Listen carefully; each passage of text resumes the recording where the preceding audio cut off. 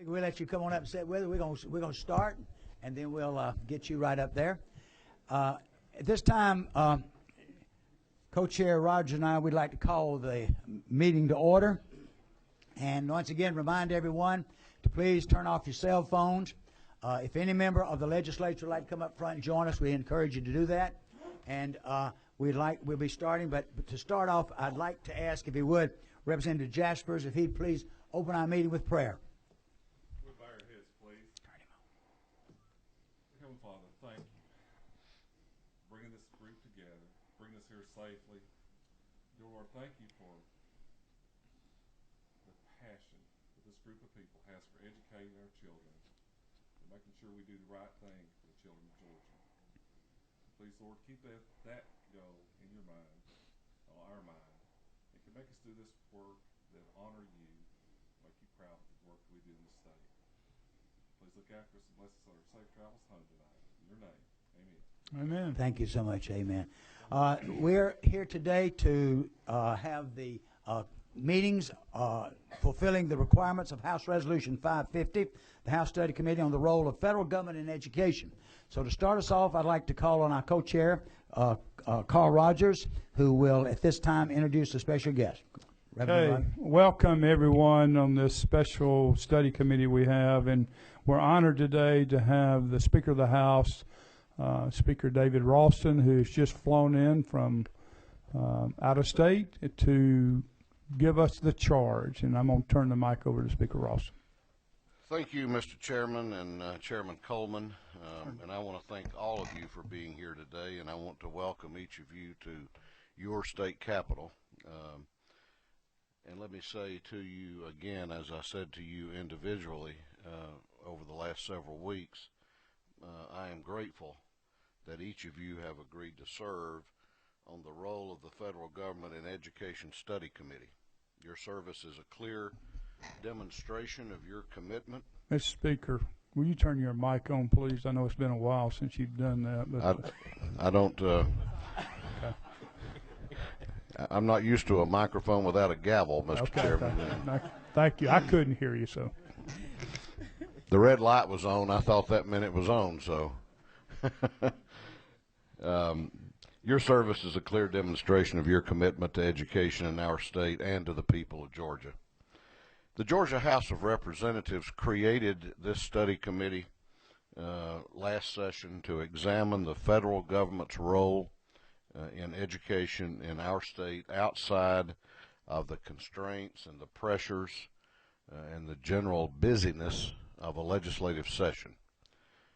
This committee is being led by two of the finest chairmen, two of the finest leaders in the House, House Education Committee Chairman Brooks Coleman and House Higher Education Committee Chairman Carl Rogers. And I know they will do a great job guiding this effort forward. I have complete and full confidence in their leadership ability.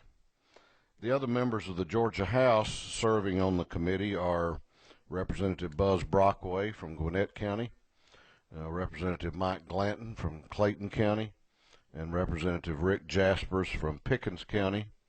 And they are all thoughtful, hardworking, good members who believe, like I do, that education is one of the most important issues that we address as policymakers.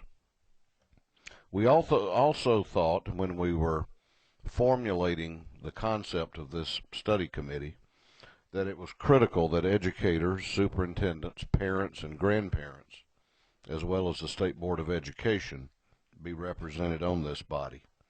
As stakeholders, their perspective is very important and should be carefully weighed as we move forward.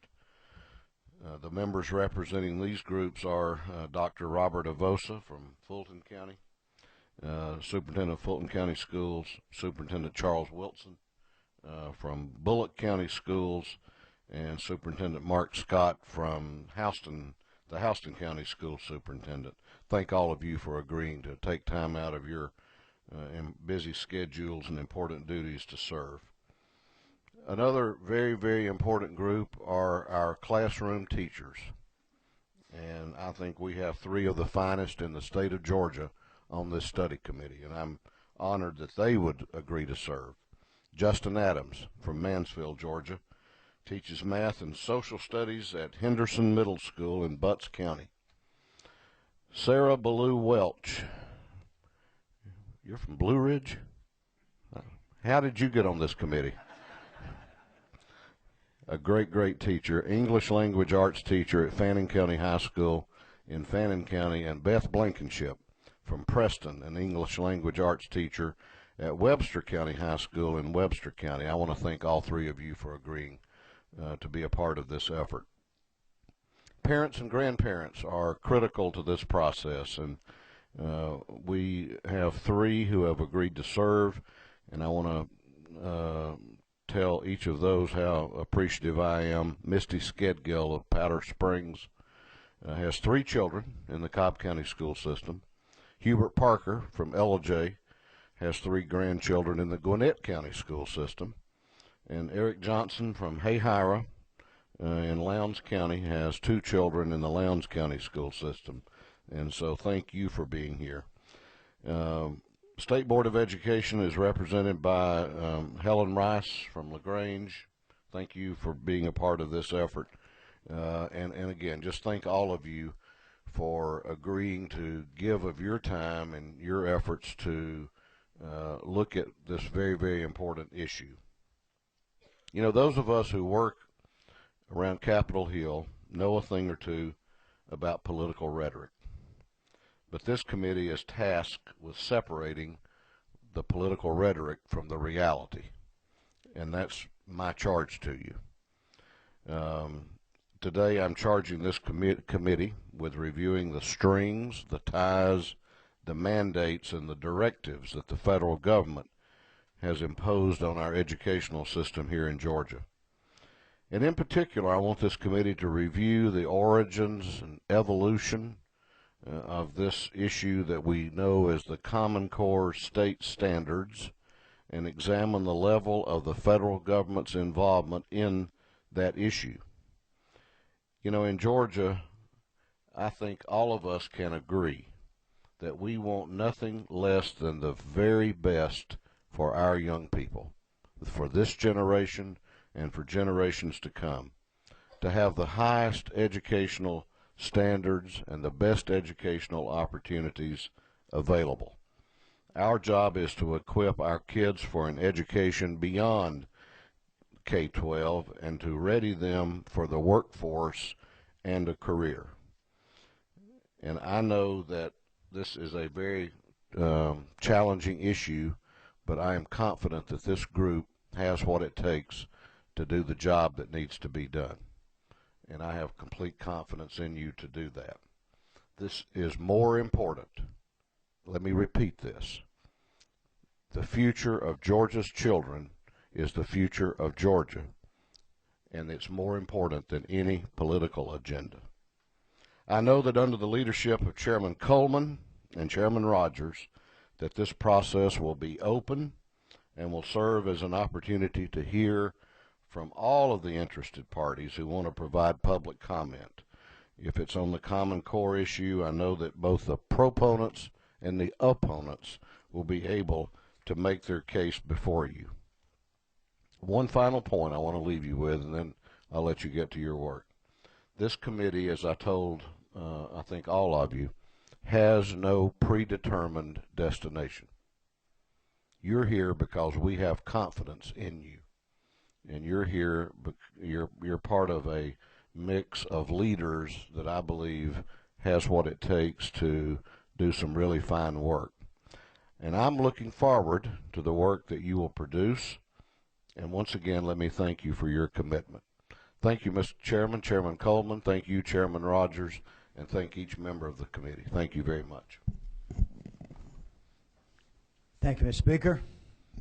Did any member of the committee, before we start, I hate to put you on the spot, but we'll have a question for the speaker they'd like to ask. Anyone have a question or any comment before we start? Okay. Chairman knows I have one rule. You can ask me anything you want to. I just don't have to answer it. Amen. Thank you, Mr. Speaker. I know you have a busy schedule. Thank you so much for coming back with us. All right. Chairman Rogers, I think we have the agenda for today. Everybody has a copy of the agenda. Look in your folder. Now you have a copy of the agenda. We're going to follow it closely. I think one thing that you need to keep in mind, we'd like you to let the presenters do their presentations, and then if you have any questions, let us know. Of course, on your table, for those of you who are new to this desk here, you see a little button. Mash that, and the light will come on up here. We know you want to speak. You'll be called on in the order which your light appears up here, in no predetermined order, and we will let you ask your questions. The only thing we ask, if you can, let the presenters present, then ask any question you want. At the same time, if you feel it's urgent while they're presenting, you need something clarified, let us know, and we'll interrupt the presenters and let you answer their question for you. Anything else, Representative Rogers? Yes, sir, Mr. Chairman. Thank you. I want to just kind of lay some ground rules, if we could. Please let the presenters present, and we would ask the audience no comments, no hackling, no clapping, please. We're trying to keep this in an orderly fashion. We do have security in the room and out in the hall as well, so we want this to be as peaceful as we possibly can. The chairman and I know there'll be 3 more meetings, and we plan to do all-day meetings at other locations around the state, in which all will be able to give public comment at that time. So, Mr. Chairman, we can go ahead and... Yeah, Mr. Chairman, one thing I think that you said that's so important, we do plan to have 3 more meetings, and our meetings, we plan to start them around 9, and they will go all day, even into the evening. It's a working, and all of those who made the commitment to be here with us, it's a tough task, and we plan to give people the time to speak. I think, Mr. Chairman, say what you need to say, bring in the presenters you want to bring in whatever you want to, and we plan to allow you to do that. We'll talk a little bit about that more at the end of this meeting, the types of presentation we'd like you to bring, the handouts that you'll be bringing. Today is basically an information meeting to set the stage, to set the table so that we can talk a little bit about the genesis, throw out some questions that we've had submitted by various people, and then again we plan to take, Mr. Chairman, no comments from the audience today, but we'll have questions from the committee. But let me tell you, we guarantee you will have all the time you want when it's your time to present. The first meeting we'll have will be in Gwinnett County at Gwinnett College. That will be sometime in September. We'll let you know that later. The next meeting, Chairman Rogers, is probably down in South Georgia. Milledgeville. Georgia and College. The third one will probably be in Gainesville. Is that correct? Could be in Gainesville. Yeah. And there'll probably be August, the next one, sometime in September for the next one, and then October for the last one. Those are just tentative times because we want to give the research committee, our research department, Ms. Courtney here, a chance to research and get information for us that you need. I'd like to introduce some people you need to know. Sheena Wright, stand up, Sheena. Sheena's my administrative assistant. Jan Brown, stand up, Jan. Where's Jan? She's not here right now. That's Chairman Rogers' administrative assistant. Betsy Howington. Betsy is our legislative liaison. And, of course, Courtney Gillum. Any comments, anything you need, any information you need, anything you want, contact Sheena or Jan or Courtney, and they'll be glad to get this for you and help you out. So you'll know who you're to contact. They will be sending notices out. If you were not on this list, you want to be on the mailing list, let us know today. You'll be put on the mailing list so that you get the information. All this information, as I said again, is being recorded, so you can go online and find everything, and so you can get any information you need. So without any further ado, at this time, Representative Rogers, if you'll introduce our first presenter. All right, Mr. Chairman, I know you're a man of few words, but I think it'd be proper to allow the committee members to introduce themselves and tell us. I know the speaker did that, but why don't we start on the front row down here on the far right and introduce yourself and tell us who you are and what you do and why you're on the committee, I guess. There is a red button next to you need to mash, and then Courtney can hit it. And is it working? There you go. There you go. I'm Eric Johnson. I'm from Hayhire, Lowndes County School System. I'm a parent. I recently elected a board member for Lowndes County Schools. I've got 2 children in the system. I've got a 2nd grader and a kindergartner. What shows to serve on this committee to help, I guess, give some input for South Georgia and kind of what we can do to help with regards to Common Core. Good afternoon. I'm Misty Schedule. I have 3 children in Cobb County. I'm an Atlanta native, went to high school in Cobb County, the University of Georgia, and I've worked for Turner Broadcasting for 26 years. So I'm here representing parents in the Cobb area. My name is Sarah Ballou Welch, and I'm from Fannin County, Georgia, Blue Ridge, Georgia.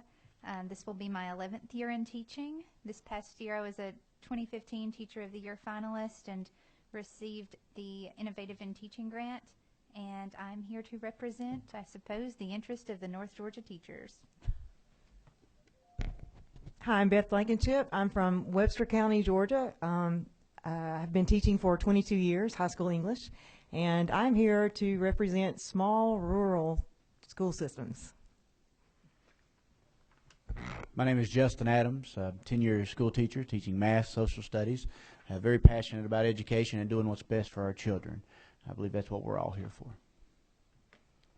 I'm Hubert Parker from LJ, a grandparent, not a parent. I have 3 grandchildren in Gwinnett County schools. I'm retired, was at the University of Georgia in administrative structure for 33 years, and of course I'm interested in education. I'm Mark Scott. I'm superintendent in Houston County. I've been in education for 26 years. I'm also a parent of a high school student, and our district is the 14th largest district in the state. We have about 28,000 students. I'm Representative Buzz Brockway. I represent a little tiny sliver of Gwinnett County in between Lawrenceville and Suwanee, the 102nd district, and I'm a parent and a father of 3 girls, and I'm glad to be on this committee and look forward to working with all of you folks. My name is Mike Glanton. I'm retired military. I serve on the Education Committee as well as Appropriations Education Funding for K-12. I represent District 75 out of Clayton County. I have 5 adult children and 17 grandchildren. So you can see that I have a vested interest in the future of education in Georgia. Okay, Carl Rogers, State Representative, District 29 in Gainesville Hall County. Chairman of Higher Education. Linda, who's on the back row, my wife, is my chief of staff at home and while we're here at the Capitol. And we have 2 children and 7 grandchildren. I'm Brooks Coleman. I chair the House Education Committee. I'm from District 97, which served with Buzz there. I represent Suwanee, Duluth, Sugar Hill, and parts of Beaufort. I'm a former teacher, principal, assistant superintendent, Gwinnett County Schools for 32 years. And I have one daughter who attended public school who's now a teacher in Gwinnett County, and 2 wonderful grandchildren who attend public schools. So I'm glad to be here and to get the fact from fiction. So thank you a lot. Yeah, thank you, Brooks. I'm Rick Jaspers. I'm from Jasper, Georgia, and House District 11 up in Pickens County.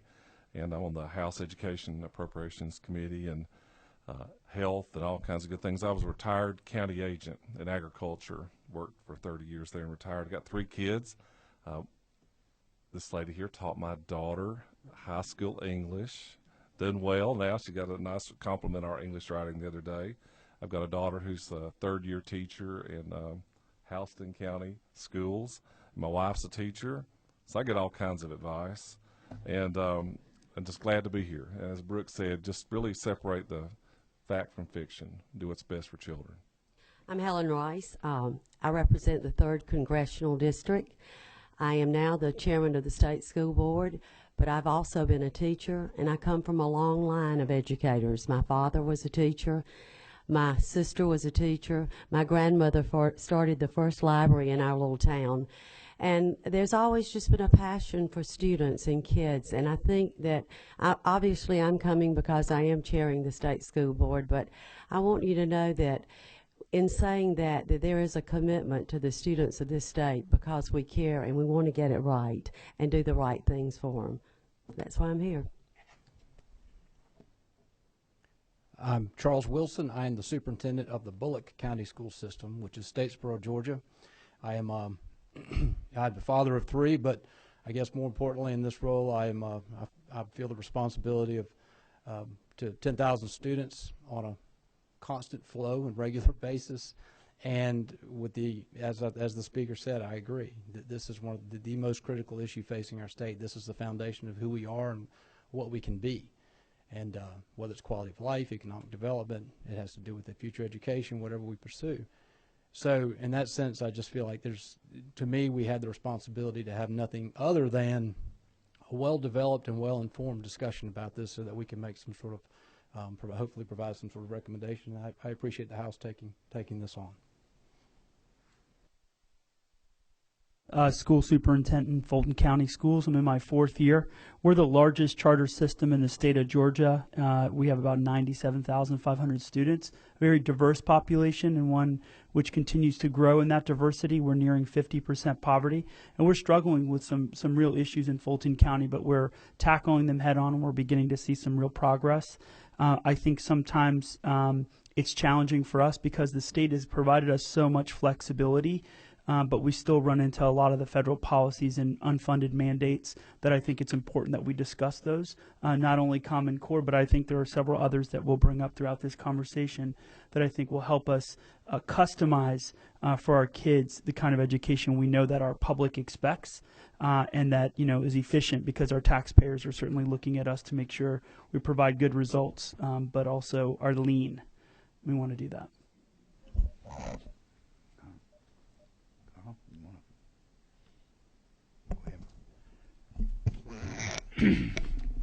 Okay, we'll go ahead and start with our first presenter, and that's Dr. John Barge, State School Superintendent.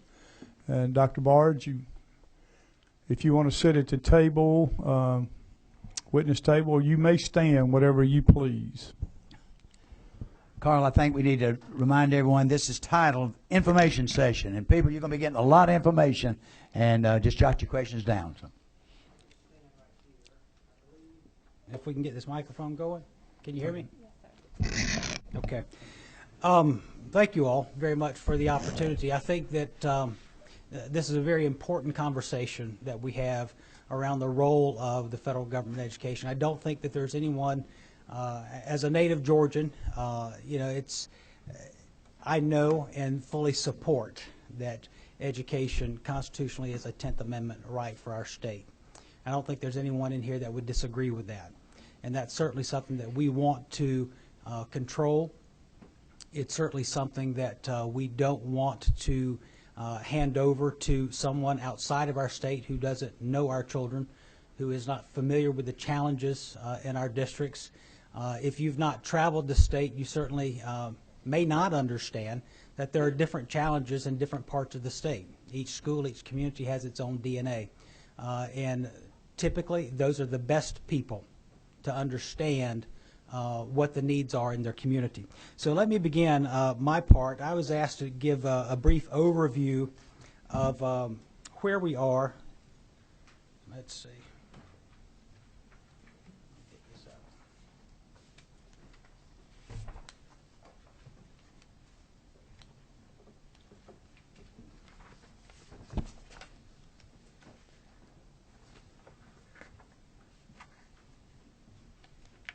All right.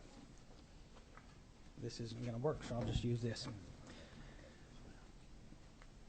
This is an overall plan. You know, there's a lot at issue when we're talking about the federal government's role in education and where we find the federal government's presence in what we do as a state with education. These are some of the big ticket things that we have been working on for the last several years, and we'll go through. I won't talk about all of these. There are different staff members here that have different levels of expertise in different areas that can certainly go into more detail about these. But I will talk for a little while on college and career Georgia Performance Standards, CCGPS, Georgia Performance Standards in Science and Social Studies. We'll talk briefly about the assessment system and some of these other issues. First, with the College and Career Georgia Performance Standards, as some folks will call Common Core. How did we get here? First, first fact, Common Core only exists in English and math. So that's why you see English and math beside College and Career Ready Georgia Performance Standards. Science and Social Studies are our Georgia Performance Standards that were generated and created several years ago implemented several years ago. What happened with the Common Core performance standards in Georgia, college and career Georgia performance standards? The nation's governors got together and looked at this issue. And Georgia was a pretty good example. If you remember back several years ago, we made a transition in our mathematics curriculum to an integrated approach.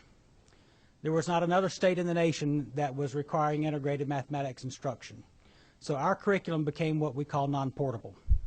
In other words, we couldn't bring children could not move into our state without falling through the cracks. We couldn't have students leave this state and go to another state without potentially falling through cracks. And what do I mean by that? Integrated math took Algebra 1, geometry, some geometry, and some statistics, and rolled all of those into a single course that we call Math 1. We did the same thing with Math 2. It was Algebra 2, the rest of geometry, and some more statistics rolled into Math 2. The challenge that created was when we had a student move in from, let's say, New York, and they had taken algebra. I would get a phone call in my office from the high school principal, because I was curriculum director at the time, and they would say, Dr. Barge, where do you want me to put this child? They're coming in, they've finished the 9th grade in New York, they've taken algebra, where do you want me to put them in 10th grade? Do I put them in Math 2? Because that's our 10th grade course. Well, if we did that, we've potentially set that child up for failure, because that child has not had any of the geometry standards that our children learned in Math 1. And they've had none of the statistics standards that our children learned in Math 1. If I chose to then put them in Math 1 to ensure that they got those standards, they repeated all of the Algebra 1 standards that they had already taken in New York. So we had an issue. What the nation's governors got together and said, we need to make sure that we're kind of all on the same page. We have high expectations of our students. What is algebra in New York is algebra in Georgia. What is 9th grade English in Kansas is 9th grade English in Georgia. You get the picture. So it began with the National Governors Association, and the Council of Chief State School Officers joined them. The Council of Chief State School Officers is the organization that all of the state school chiefs belong to.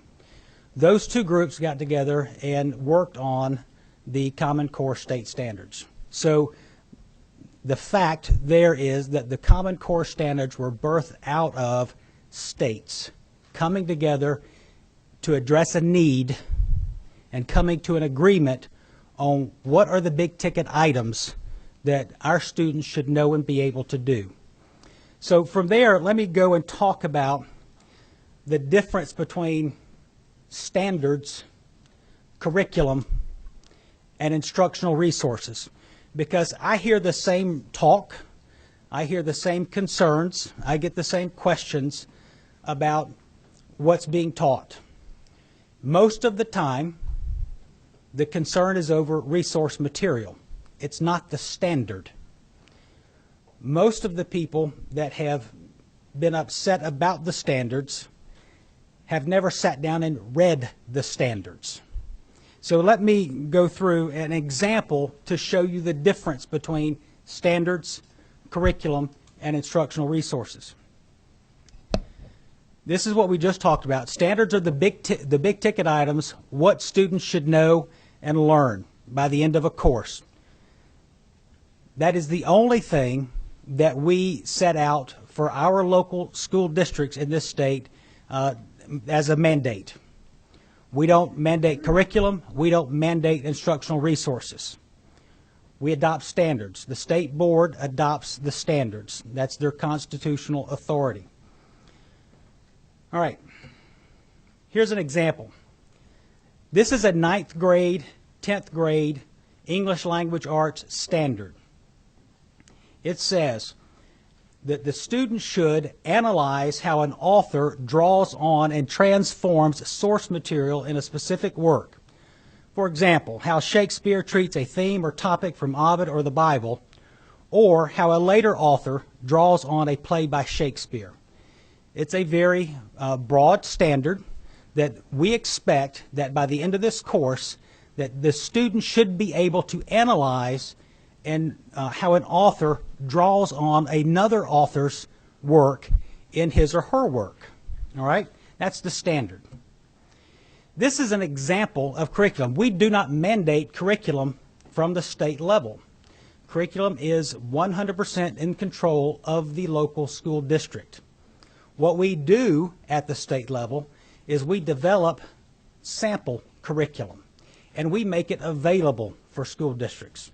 We have a number of districts in this state that have the resources within their own communities to develop their own curriculum.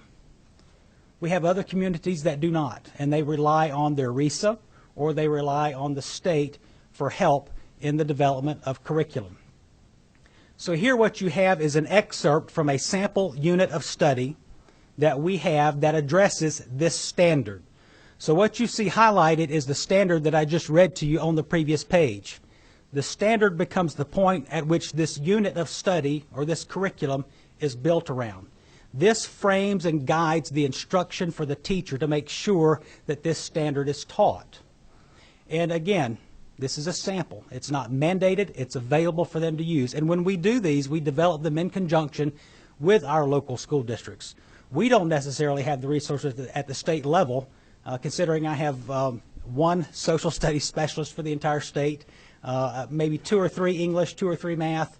We don't have the resources to do, but we rely and we bring our experts from around the state together with us to help us write these units. So in this particular excerpt, you see that we frame for the teacher, if they choose to use this, the essential question for this lesson.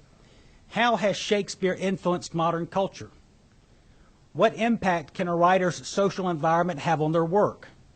How can learning about a writer's social and historical context influence our understanding and appreciation of their work? Those are the essential questions that they're wanting students to be able to get to at the end of the lesson.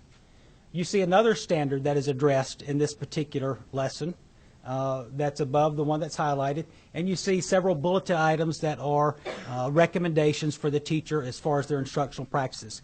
That's curriculum. Okay? The next step is, what do we use to teach? What are the resource materials? So oftentimes when I heard people on, let's say, talk radio going on about the Common Core state standards, what they were referencing as their point of discussion was a worksheet. The worksheet's not the standard. The worksheet was a resource that someone chose to use. The standard wasn't necessarily a bad standard. The resource might be questionable and what someone chose, but we don't mandate that as a state. And I don't think our local communities want us to mandate exactly what they are supposed to use to teach. So in this particular unit of study, we recommend as possible selections for teachers to use to teach this standard: Shakespearean sonnets, My Funny Valentine, Romeo and Juliet, and West Side Story. So that in a nutshell briefly gives you an overview between the standard and the curriculum and the instructional resources. Do y'all have any questions about that? Any members of the committee have a question now they'd like to ask? At this time is the time to, if anybody has a question, just press your button. Anyone? Let me ask something, Chairman Cohen. Dr. Barge, when we talk about the standard, is it you and your staff that comes up with the standard, or are you copying a Common Core standard from somewhere else? Okay, these standards here, the Georgia Board of Education in 2010 adopted the Common Core state standards for English and math.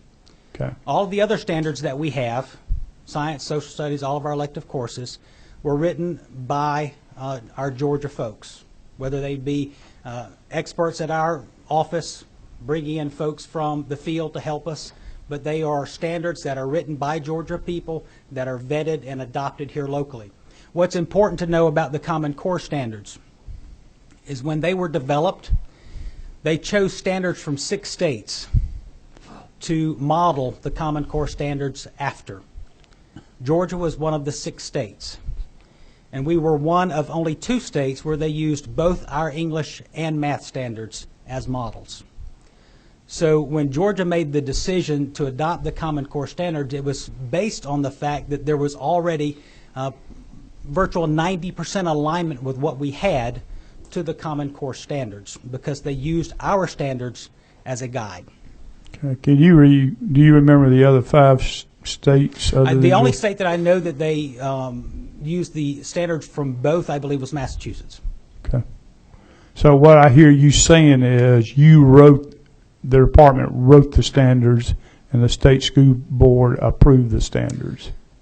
The National Governors Association and the Council of Chief State School Officers together use standards from these 6 states to draft the Common Core standards by. Okay. So they're modeled after ours. Okay. Thank you. Any other questions? Number 24. I do have one question while we're discussing historical perspective, and I hope I'm not wading too deeply, Dr. Barge, but you stated that Georgia was one of the six. Do you have any idea as to why Georgia was one of those states? Yeah, that's a very good question. Georgia, and Martha, can you give me the actual year that we began with GPS? Yes, sir. That's going to be on. Okay. Can you? No, just give me the year. We began GPS in 2003. Okay, that's what I thought. 2003, 2004, Georgia made a conversion from our old standard, our old objective-based curriculum called the QCC.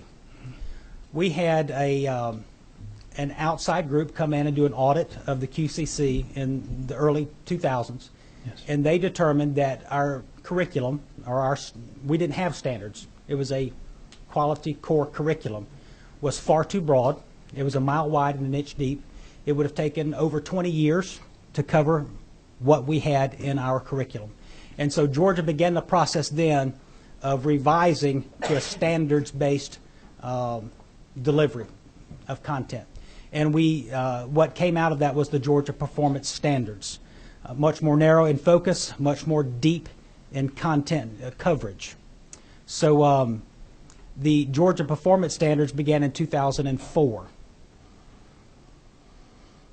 The national organization that does a lot of review and audits of state curriculum, Thomas Fordham Institute, had rated the quality of Georgia's new performance standards very high. And that was one of the reasons that they chose to use our standards. Okay, thank you, sir. Dr. Barge, if you would, I want to remind all our presenters, you got quite a variety on this panel, but when you talk about QCC, CCC, tell us what they are, because there may be some questions. I just heard somebody say, what does QCC mean? So can you? It's Quality Core Curriculum. All right, just be sure. That'd be good. Any other questions? All right, 22. Thank you, Dr. Barge. When you said something, just kind of something clicked when I was thinking about on appropriations, so we can get to talk about this a lot. But you said you had one person that did curriculum development, I think, for science or social studies, you said. In your staff of folks, there are 2 parts to this question. How many folks do you have working on curriculum standard development? And then also, I'm just curious, are they state funds going to these folks, or are they federal funds? Because I know you get a lot of federal funds. It's a very good question. Over the last several years, due to the budget cuts and the down economy, about 60% of our entire agency is now funded through federal dollars. We have 1 staff position in English that is funded by state dollars, 2 that are funded by federal. We have 1 that's funded for math, 2 federal, 1 science, 1 social studies. We don't have any of those that are funded federally. The only reason that we have the extra 2 in English and math is the Race to the Top grant that we have that is funding those 2 positions. So, yes, an overwhelming majority of the agency is funded through federal dollars. And so those federal ones that are funded by federal dollars, those are Race to the Top money that are funding those? Not all, no, absolutely not. There's a lot of different federal dollars that come into the agency. You have Title I for low income. You have special ed. There's all the other titles. So. Yes, sir. Okay. In just 2 minutes, we're going to talk about all these federal funds, so that's a good question. Would you clarify one thing? When we were developing these standards, though, that not just your department, could you describe just briefly a lot of input from teachers, and were there a lot of input from teachers? Where do you get this input? I'll let Martha. They may be going to do that. Because Martha was here in the previous administration and is more aware of the process that was used in the vetting process and the involvement of teachers in the writing of the standards that we have. Thank you, sir. See if I can get to the next slide here. I'm going backwards. If you're going to do this, we don't want to jump ahead of you, No, Martha. no, it's not moved. There you go. All righty. Thank you, Chairman Coleman. And just letting you know that Mr. Wilbanks, from our superintendent from Gwinnett County, will be up here in a moment too to make commentary on this timeline and on these questions that you all might have here that would relate to that district perspective. I wanted you all to have a bit of a timeline, yes, here. And as Dr. Barge mentioned, I have been here working in this process since 2003. I was in the district. I was an associate superintendent in DeKalb and 17 years as a principal at all three levels, where I was implementing standards, came to the state level to help Governor Perdue with accountability. So I wanted you to know that this timeline does take us back to that 2003 when the quality core curriculum was what I, as a high school principal, used in my school, but had to enhance tremendously. It was just simply a list of objectives. When I taught, when Mrs. Rice taught, when all of my teachers in that high school taught, we used objectives to teach by. The standards movement was a movement that came along to give teachers much more specificity in the content of what children needed to learn and certainly what they needed to teach.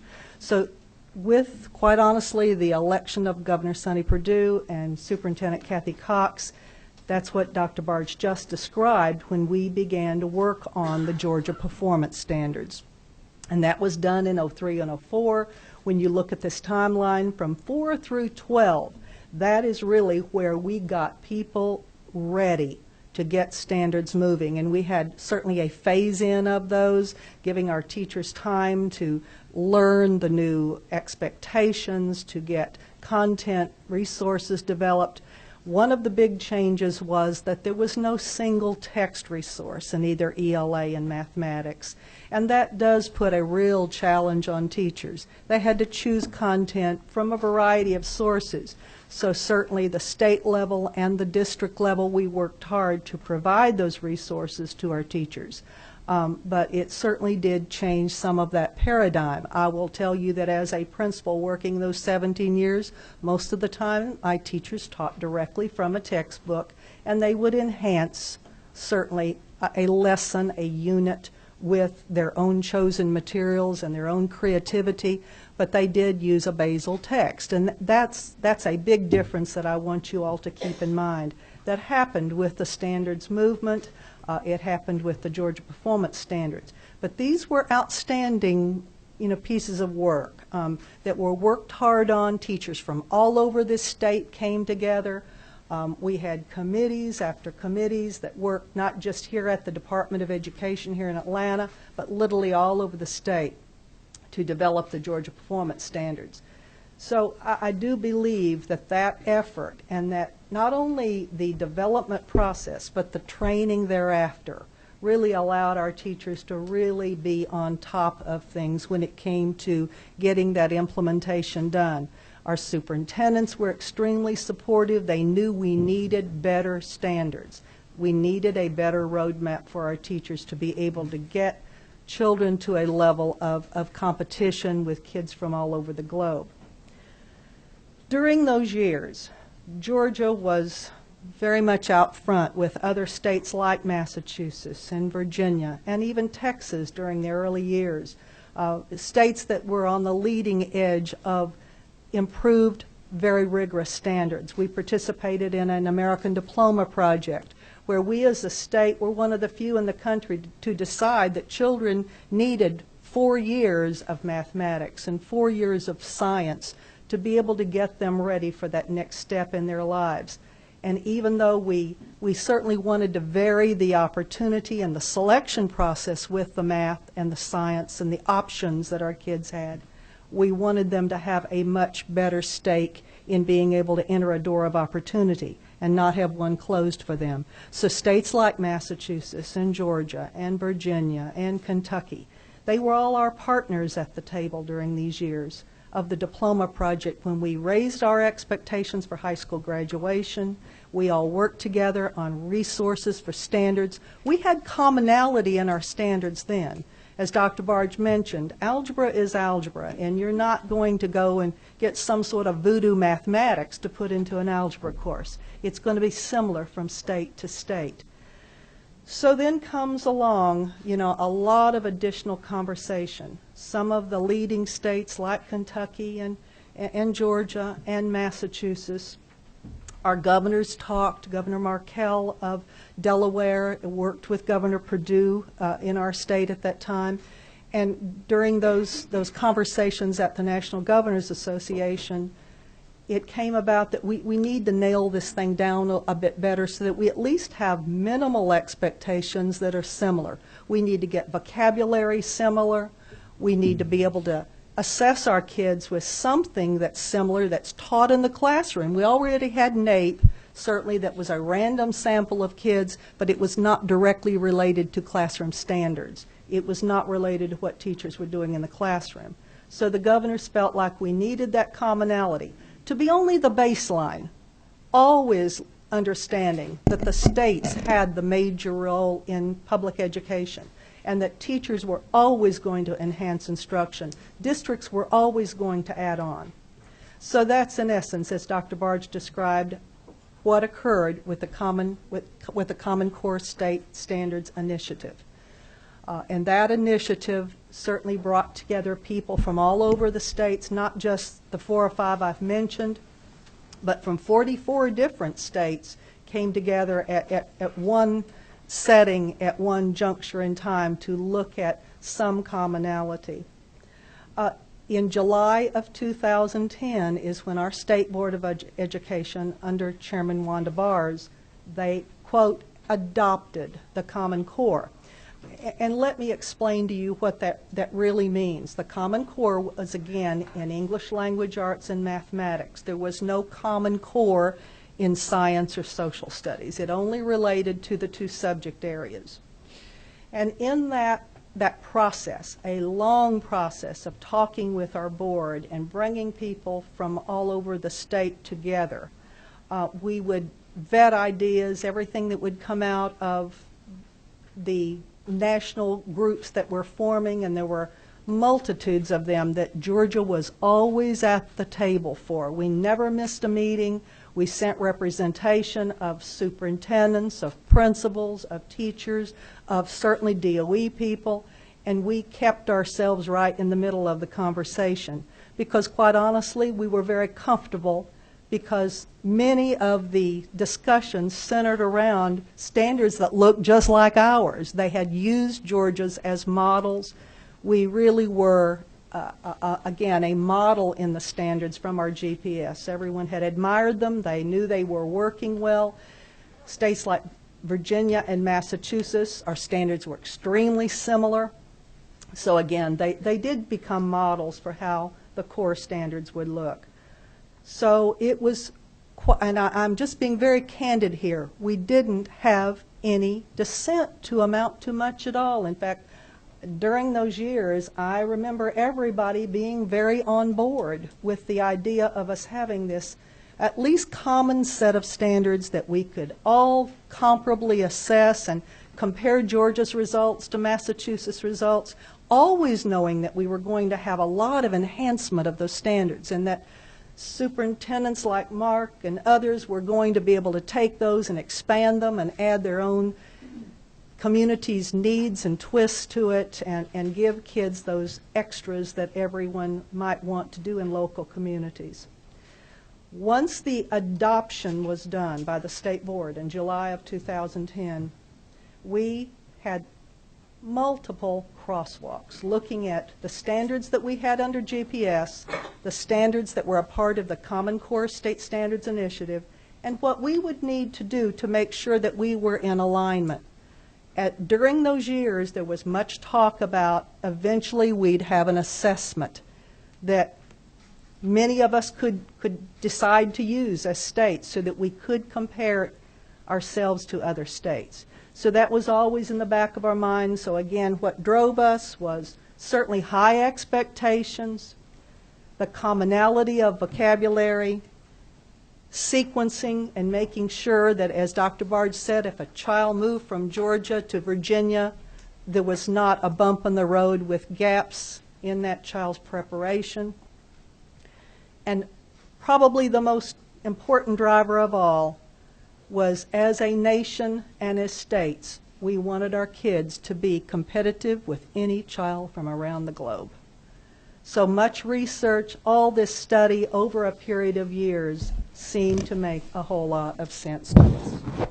So that was the adoption of the core in July. We literally infused the terminology we needed to. If we had a word that was different or we had sequencing that was different, we made that adjustment. And so that was done after July of 2010. And that's where we changed our nomenclature from the Georgia Performance Standards, GPS, to the College and Career Ready, GPS, with that infusion. Oops, this thing's moving the wrong way on me. Sorry about that, I hit the wrong button. May I ask you a question Go real ahead. quick before you get to another screen? Yes, sir. I'm sorry, I hit two wrong buttons. That's okay, go ahead and There hit we the go. right Now one. I'm right. My question is, Georgia Performance Standards. I was under the impression, being in a legislature for some time, our standards were much higher than the Common Core. Is that not true? Certainly, I would say that is absolutely not true. There were some differences. For example, we taught cursive writing. We still do. We left cursive writing in our standards. It was not a part of the Common Core State Standards Initiative. Quite honestly, if you could talk with superintendents, and perhaps Mr. Wilbanks can comment on this, we had all sorts of commentary coming from our teachers during the GPS years that we needed to upgrade our K-3 English language arts standards. They were just not rigorous enough. There was not enough depth of content in what we were expecting kids to be able to read and to be able to comprehend. So quite honestly, that's where the Common Core State Standards Initiative, it performed almost like a precision review for us, to be able to look at rigor, to be able to look at how we could improve the standard. But we had a high level of rigor in the K-12 standards, but so did the Common Core State Standards Initiative. We would have never wanted to step backward. Okay, thank you. And that would have been voiced heartily from teachers in this state. Well, maybe take one other. Justin, do you have a question? In your opinion,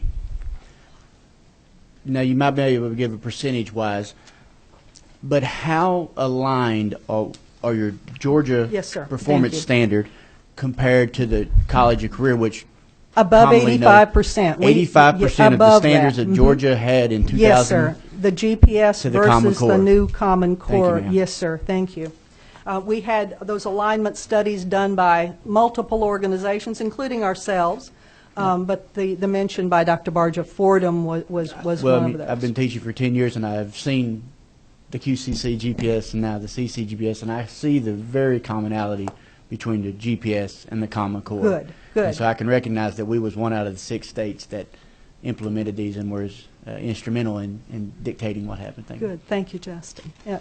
Moving on. All Dr. right. Voso, let Dr. Oh, I'm Voso sorry, move on. Dr. Voso. One more question. All right. Yeah, just real quick. So I understand that component. The part that I think is also critical is that we talk about assessment. So the standards are one thing, the cut scores are another thing, and then the alignment between the standards and the assessments. Yes, And sir. And really, we are going to get to that in just a minute, Oh, a little good. more comprehensively. But Perfect. go ahead and ask. No, that was it. Was I wanted to talk through some of that because we're really excited as educators that the state has issued a contract now with a vendor that will help us bring a high quality assessment, which Yes, I think sir. in my mind is sort of has been maybe a missing component of that. Yes, we will get there, and I'll explain that here in just a moment. Just keeping you with the timeline for just a moment. So you will see that during these years of adoption and readiness for the CCGPS, we did a lot of preparation with our teachers because, again,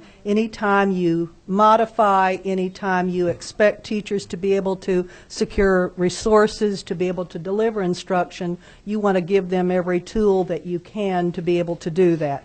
So you will see here in this last 2012-13 where we implemented the CCGPS, we did that with lots of professional learning, lots of webinars, webcasts, wiki links. We have, of course, been working on our SLDS, our system where we have a teacher resource link where teachers' resources will be posted within our student data system. So all of that has been done over this period of years to prepare again and give our teachers the support they need to be able to be successful with our youngsters. Now, I am having the hardest time with this. It just doesn't want to cooperate. Here we go. In August 15 of 2003, at that time, Mrs. Barbara Hampton was our board chair and Mrs. Rice was the vice chair. We were directed by Governor Deal. Certainly we have known there have been lots of concern about our standards. Lots of concern about, as Dr. Barge pointed out, the curriculum and instructional materials really that support those standards. So we wanted to make sure that we were looking at these standards one more time. And at this juncture, because we do precision review on standards on a periodic basis. So remember, during the last cycle, we implemented the standards for the first time. It was an obvious time to take a look at how successful they were. So Governor Deal asked for the State Board to oversee a review and evaluation of these college and career performance standards in English, language arts, and mathematics. We used our REISs, as we do so many times, to reach out for their help. We got feedback from not only REIS surveys, but our Governor's Office of Student Achievement. Our State Board of Education is holding public hearings. In fact, some of those are scheduled here in the next couple of weeks. We have asked for a very objective report of that from our Board of Regents,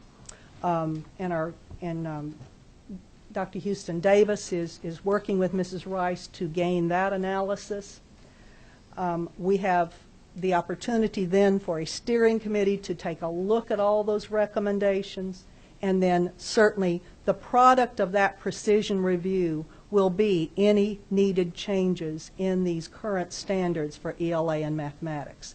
Again, a precision review process that's been a part of standards operational procedure certainly since I have been here at the state level, and quite honestly, as a principal, I did something similar when we were still working with QCC. We try to make sure that the objectives were spot on and that teachers could teach those objectives with clarity.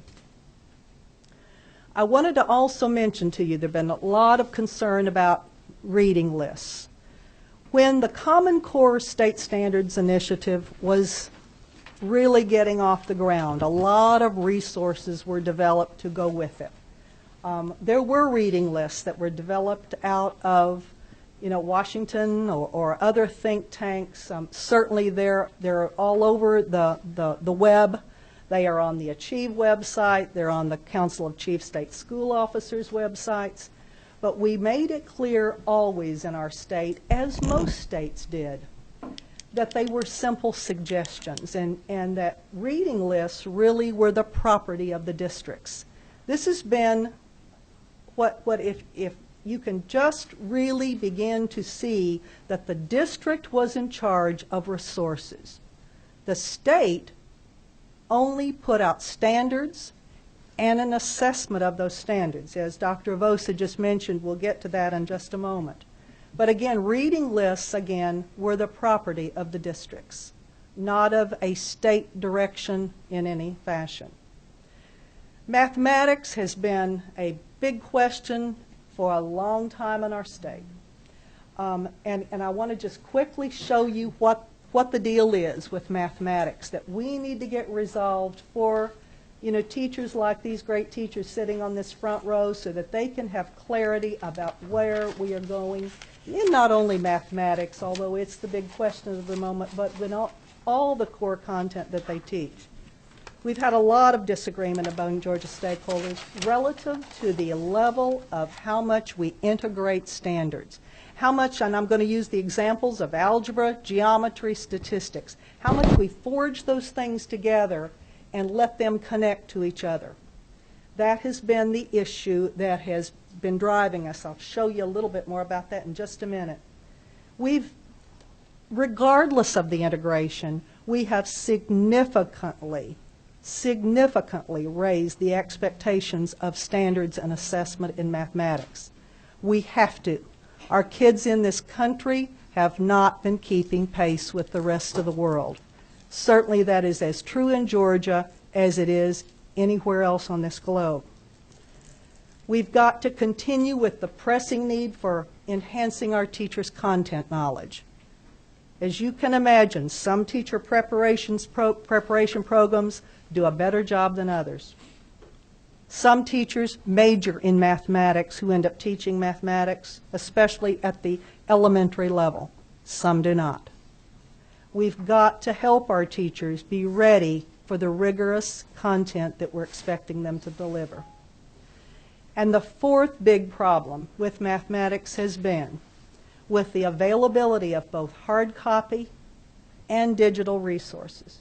Textbooks, if you will, digital they may be, have been very limited. Our vendor resources have not kept up with what's happened in our nation's states, and certainly not in our state, with the expectations of teachers teaching a rigorous curriculum, and again, doing a great deal of preparation by pulling pieces of information together. No single textbook to this day developed by a vendor does an adequate job with that. Some do a better job than others. And certainly some teachers have had a greater level of success in being able to take on that task. Those have been the two of the most significant challenges. I wanted to give you the timeline for what I've just described. Again, QCC back to 1986. I want you to notice something. We had discrete sets of standards when I was a high school principal.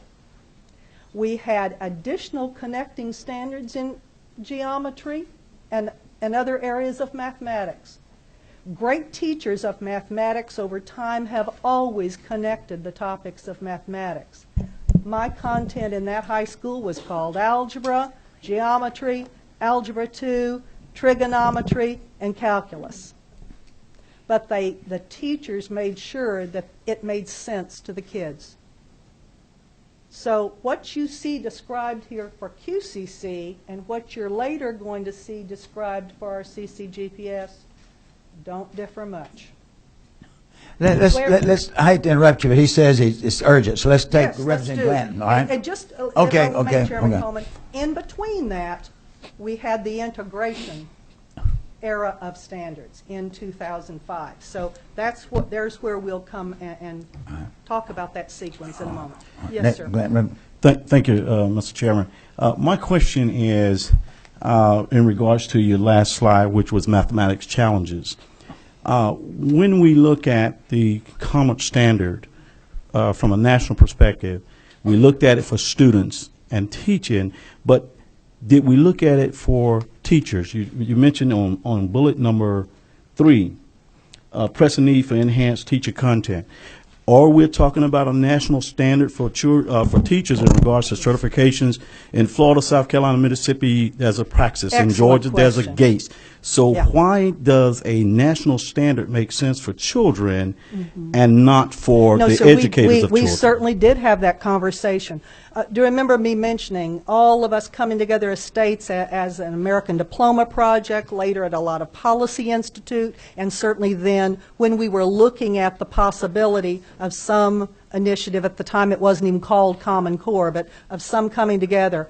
Our higher ed partners were huge drivers in all of that work.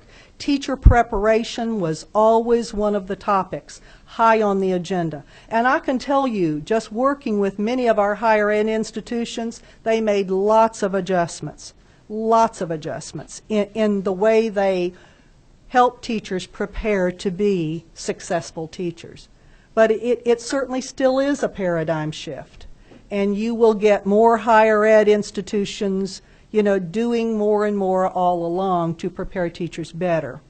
But that was a part of the conversation all during that process. I can assure you, I never attended, nor did any of the staff attend any meeting that higher ed was not there. And it was not just the Board of Regents, the USG, it was the technical college system. We were all a very tight team of differing people. We would send different members of staffs to different meetings, but they were always a bonded group because we knew teacher preparation was a very critical part of this process. Just a quick follow-up, Mr. Chairman.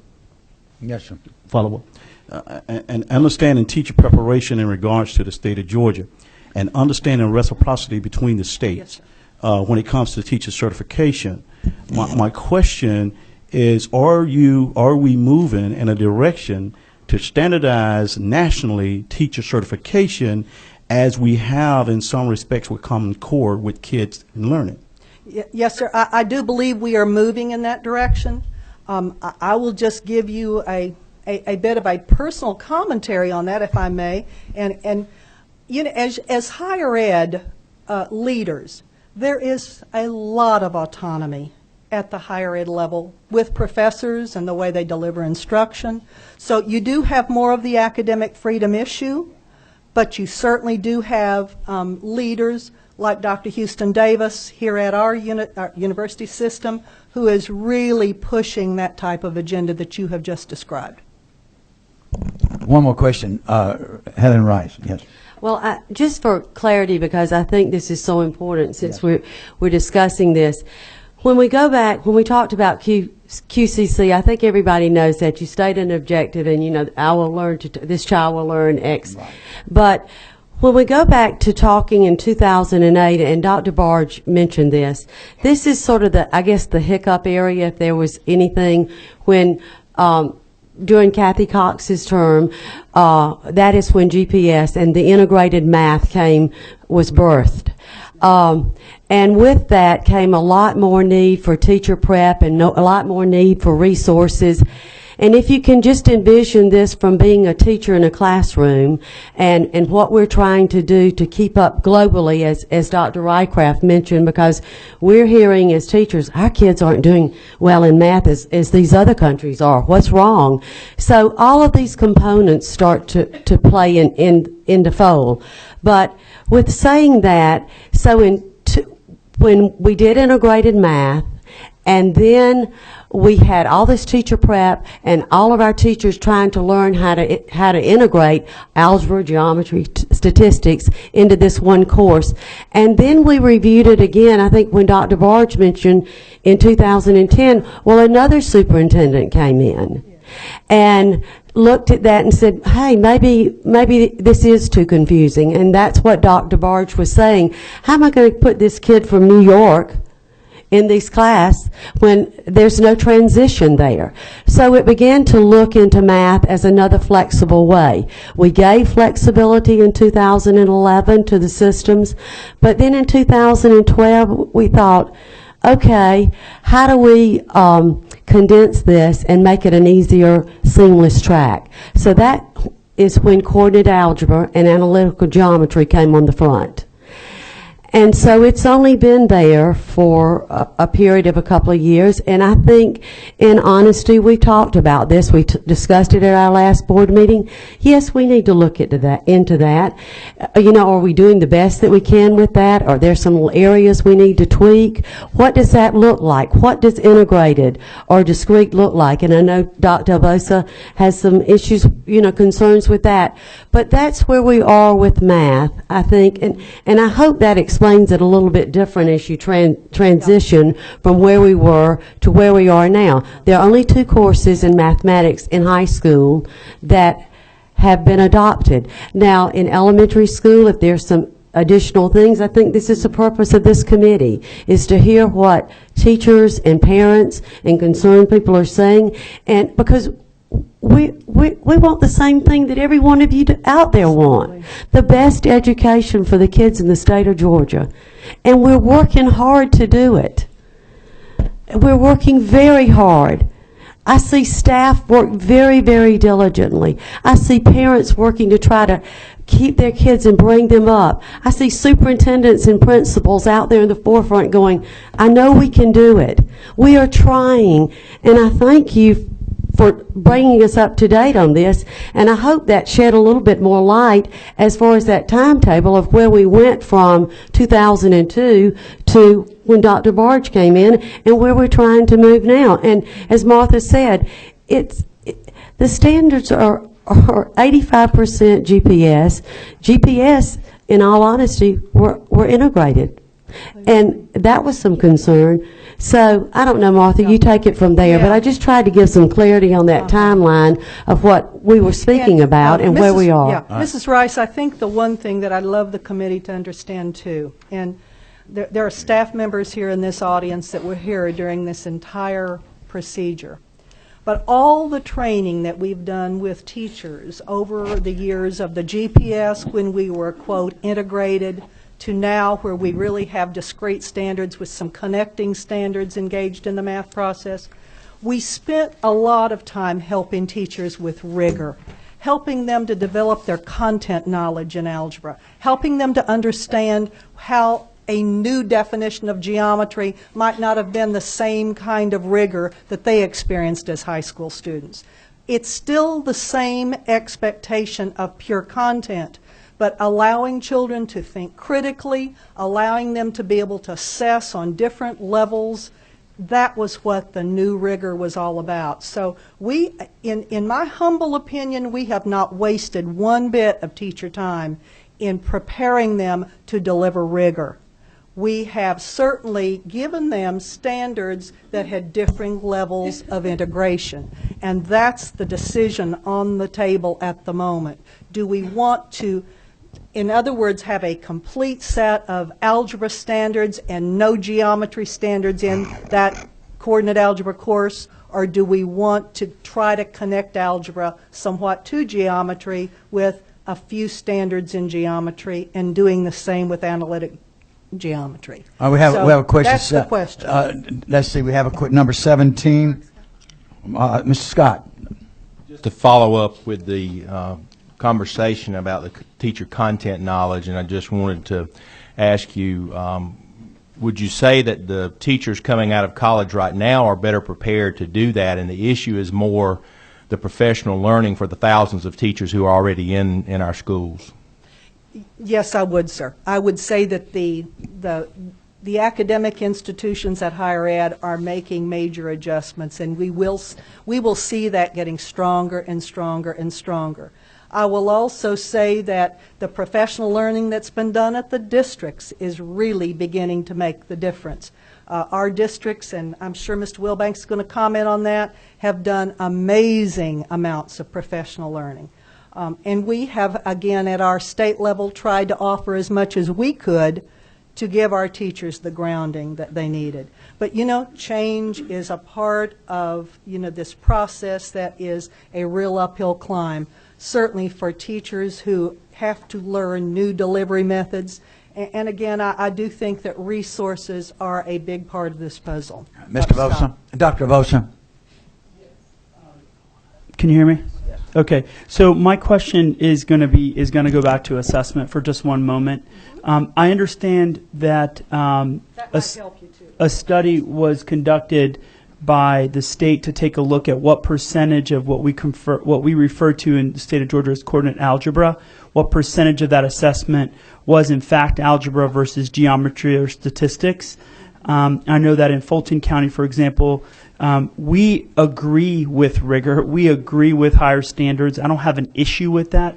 What I had an issue with is the misalignment on the assessment. Can you speak to a little bit about what that report really detailed? Melissa, you want to come do that? You've got that specifically.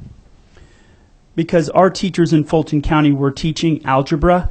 And in fact, what we understood was that the assessment actually captured right about 50% algebra, and the other 50% was not algebra, and therefore many of our students failed to meet the requirements. This is Dr. Melissa Fincher, who is our Deputy Superintendent for Assessment and Accountability.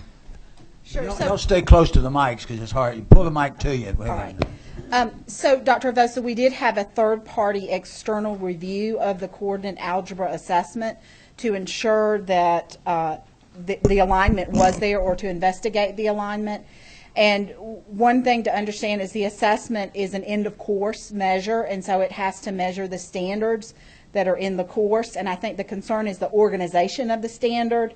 The test was found to align to the standards that are packaged in that course in appropriate amounts, reflecting the percent that are algebra, the percent that are geometry, and the percent that are probability and statistics. Well, is anyone else using the terminology coordinate algebra in the United States that you're aware of? Not to my knowledge, no. Okay, thank you. All right, let's move on. I want to just, Dr. Scott, address your question and your follow-up, and Representative Glanton, it ties back to your question about teacher preparation, teacher certification. As you all know, teacher certification in Georgia is handled by the Professional Standards Commission. It's not handled by this agency. However, we are working in conjunction with the Professional Standards Commission and the university system on new teacher certification rules and raising the expectation level of teachers graduating from our colleges of education, raising the levels of performance on those tests, and then they're national tests, but to make sure that our teachers who are coming out of our colleges of education are the best prepared to teach our children from day one when they come into the classroom. So that's coming in the form of raising the expectation level to pass the test in order to become a teacher, but also it is tiering the certification levels so that teachers initially when they come into the classroom don't have a renewable certificate. They have to meet certain expectations of performance in order to reach that level to renew that certificate. So it's aiming at our teaching workforce to make sure that we have a better quality product in the classroom, in every classroom in the state. Dr. Barr, Mr. Adams. What is the policy or percentage of highly qualified teachers recommended or necessity for each school? Sure, and that gets back into some of the role of the federal government in education, and we may have gotten sidetracked too much on some things here, and you might want to we might want to continue talking about other federal issues. But the highly qualified piece is part of No Child Left Behind. It's part of the Elementary and Secondary Education Act of 1965 that was reauthorized as No Child Left Behind, that we have a waiver from with our new accountability system in Georgia, but there are still things that we must do as part of that waiver. So the requirement under No Child Left Behind was 100% highly qualified. So every teacher in the state, every classroom, every school must have 100% highly qualified teachers.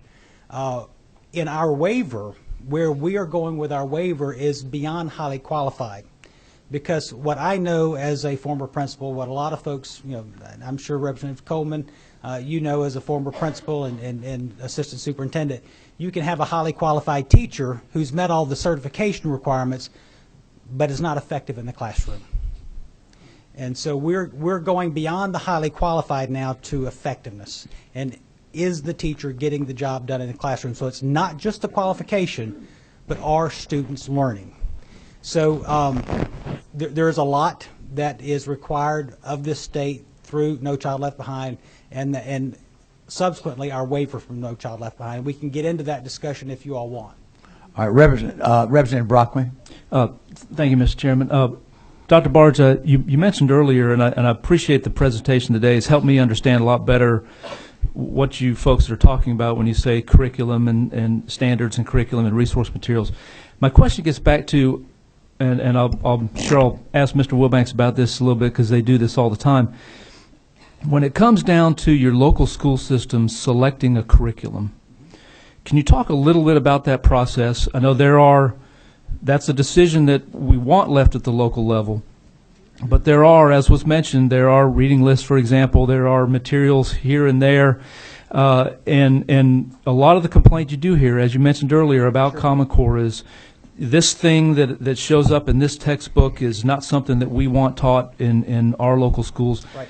Can you talk about how that process, I guess my concern is especially a small system that may not have the resources to really dig in and read through all these textbooks and select the proper curriculum and resource materials for their students.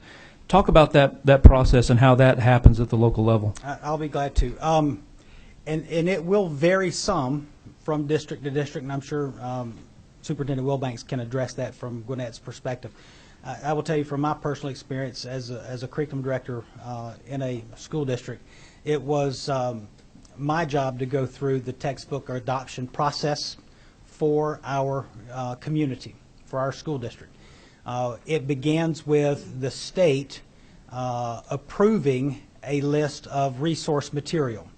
So any vendor that has resource material that they want the state to approve for local use, they submit that to the state. The state has an adoption cycle. It typically runs about every 7 years.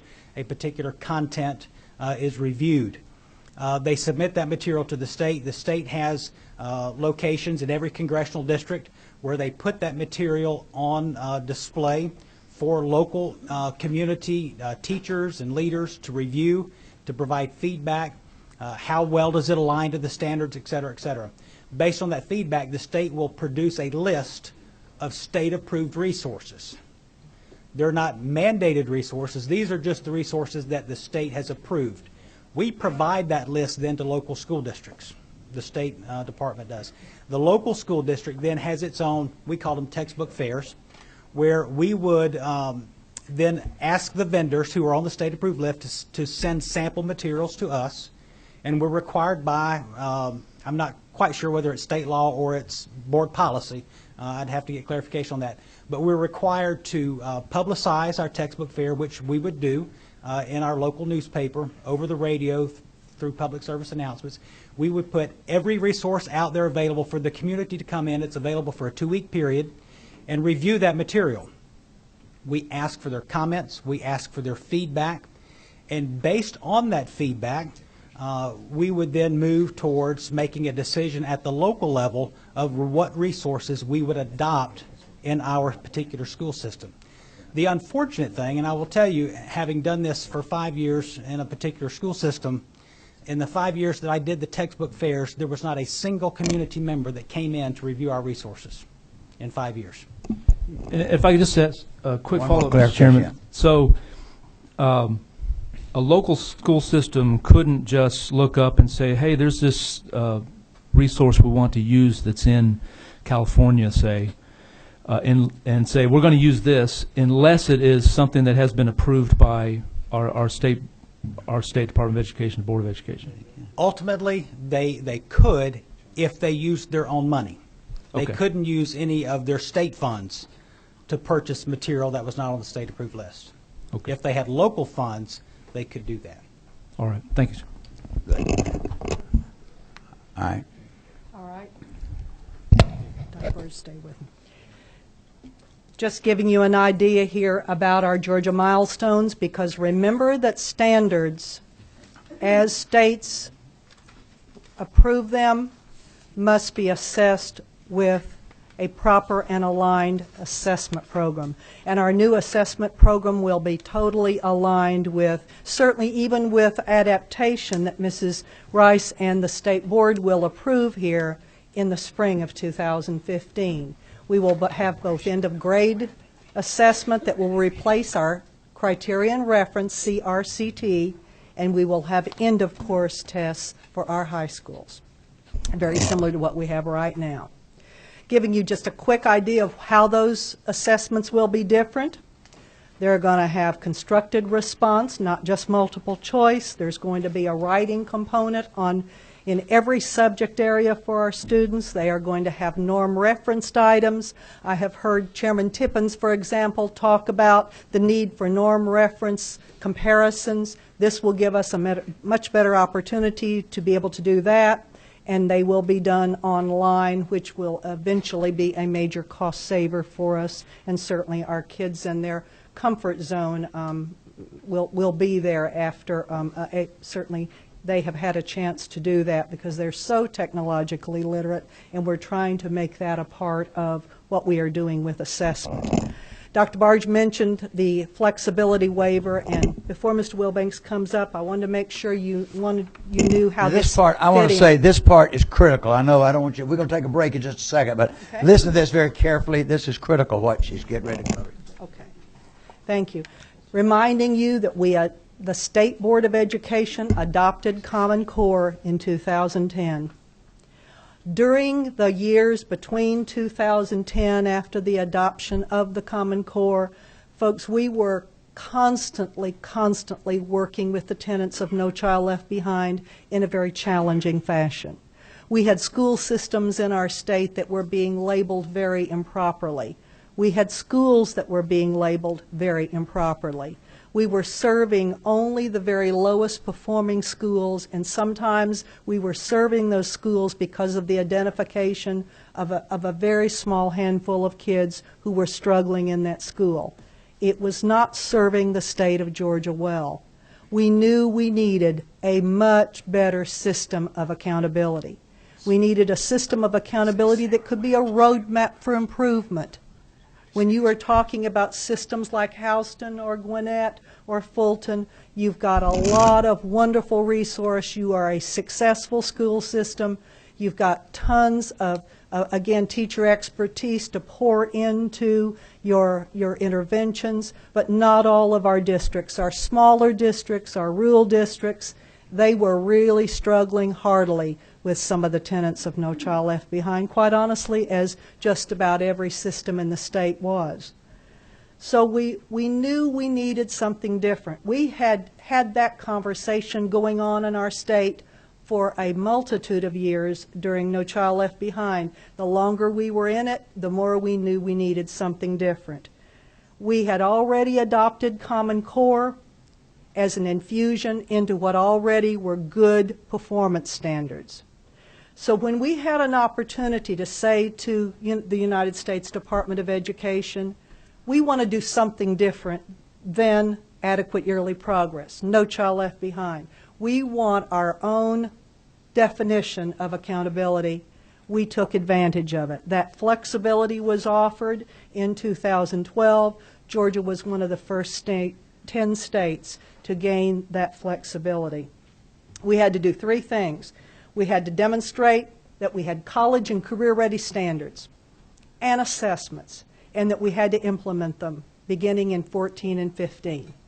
We had to demonstrate a commitment to accountability and recognition and support of low-performing schools. And we had to demonstrate a commitment to implementing a teacher and leader effectiveness project, including measures that would result in identification of an analytic that would serve our children. Let me get this question, Ms. Welch. Yeah. I'm sorry. I'm going to jump back there to you are. I'm sorry to the assessment, the Yes, ma'am. milestones for just a minute, because I know at one point Georgia was talking about being part of the PARC consortium, and then we left that, and I just wondered how moving to milestones, if you know how that's going to affect things like testing windows or instructional days, and because I think that's still up in the air for a lot of us. Yes, it is, and I know we are trying our level best to get that critical communication out.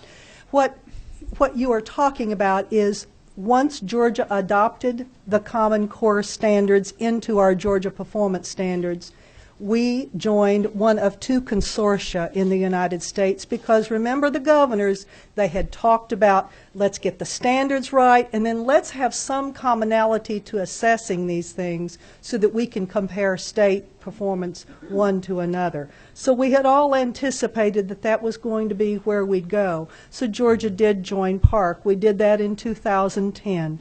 I will tell you, as Dr. Barge and I and Dr. Fincher attended a lot of meetings. Come on up, Melissa, because you can help with some of this too. In the beginning, it sounded really good to us. We were moving, we thought, in a very positive direction.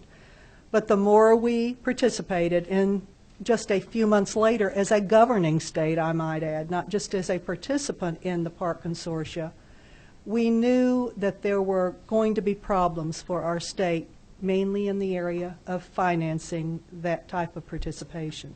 So we came out of Park in 2013 and decided that we could develop our own assessment system, certainly using the expertise of other states as well. And again, just like we did with the American Diploma Project and on the grad requirements, and just like we did to develop our Georgia Performance Standards and later the Common Core infusion, we worked with colleagues from all over our state and others to sort of get it right. So that's what Dr. Fincher and her team have been doing now for some time. Melissa, you want to just add to that? Sure. I'll just state one thing that we're trying to do is consolidate the assessments, because Georgia has historically had several assessments, and we've taken a lot of time out of the instructional day to administer these assessments. So for instance, under the CRCT, we had a separate reading and language arts assessment, and then we had another writing assessment. So now we're combining that into one assessment that will cover reading, language skills, and writing, and that's 2 additional instructional days back to the classroom. So we are working to consolidate where we can. Yes. Did that help, or do you want to do a follow-up on that?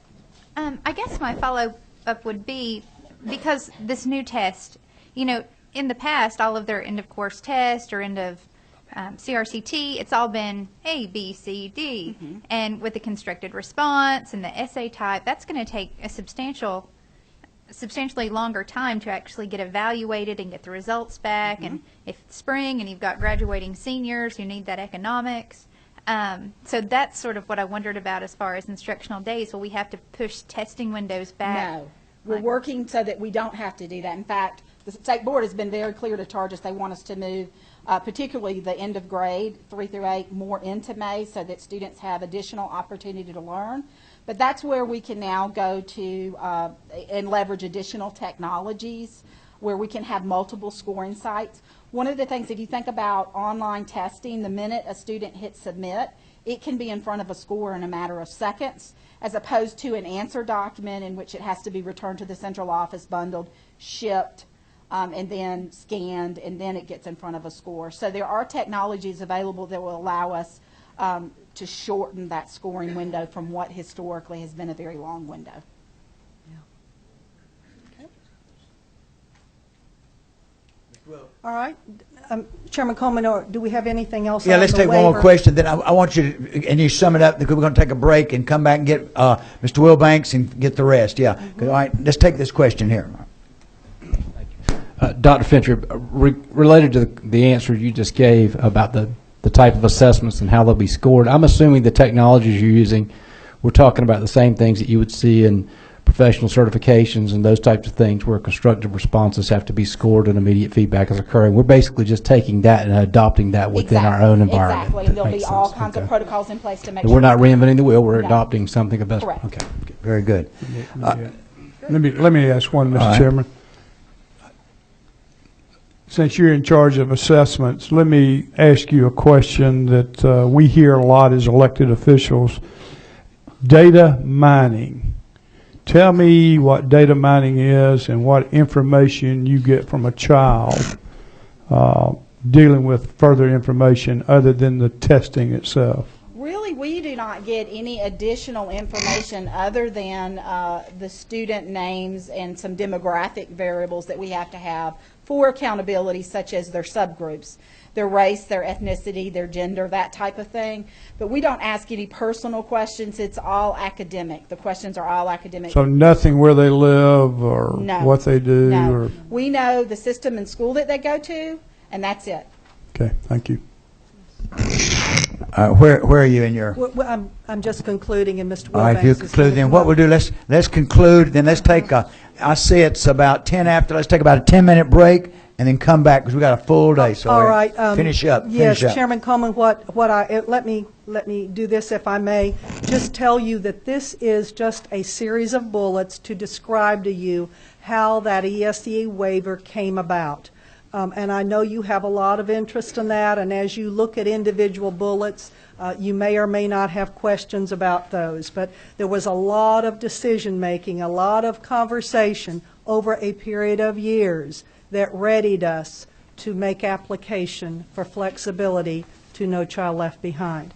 And I know that Mr. Wilbanks wants to comment on that when we come back, as well as Gwinnett being our largest school system in this state and how they implemented the CCGPS. All right, at 20 after, we'll start with Mr. Wilbanks, and then and we have, like I say, a long agenda. We're going to be talking about the federal government, what federal funds, race to the top. We're going to be dealing with that. We're going to spend more time on data sharing, and so there's plenty to go. So thank you. All right. If everyone could come on back in, we want to get started. We're going to try to move this thing on now, I think, a little quicker. I want to, our presenters, I appreciate what we've had. We're going to get you just to maybe answer the questions, maybe not as much dialogue, but we want to move quickly. Well, we've got several items we want to cover now. Carl, do you want to say anything before we get started? I believe you said it. All right, buddy. Let's get it going. All right. At this time, we'd like to bring forward, let's see, we have Mr. Wilbanks, who is the superintendent, the CEO, superintendent of Gwinnett County Public Schools. I had the pleasure of working with him and for years, and what a dedicated gentleman. The largest school system in Georgia and one of the largest in the nation, very diverse, and I don't want to take his thunder, but we're just glad he could give his time and come out here today and talk with us about his involvement in this. So, Mr. Wilbanks, without any further delay, thank you for coming, and we look forward to hearing from you.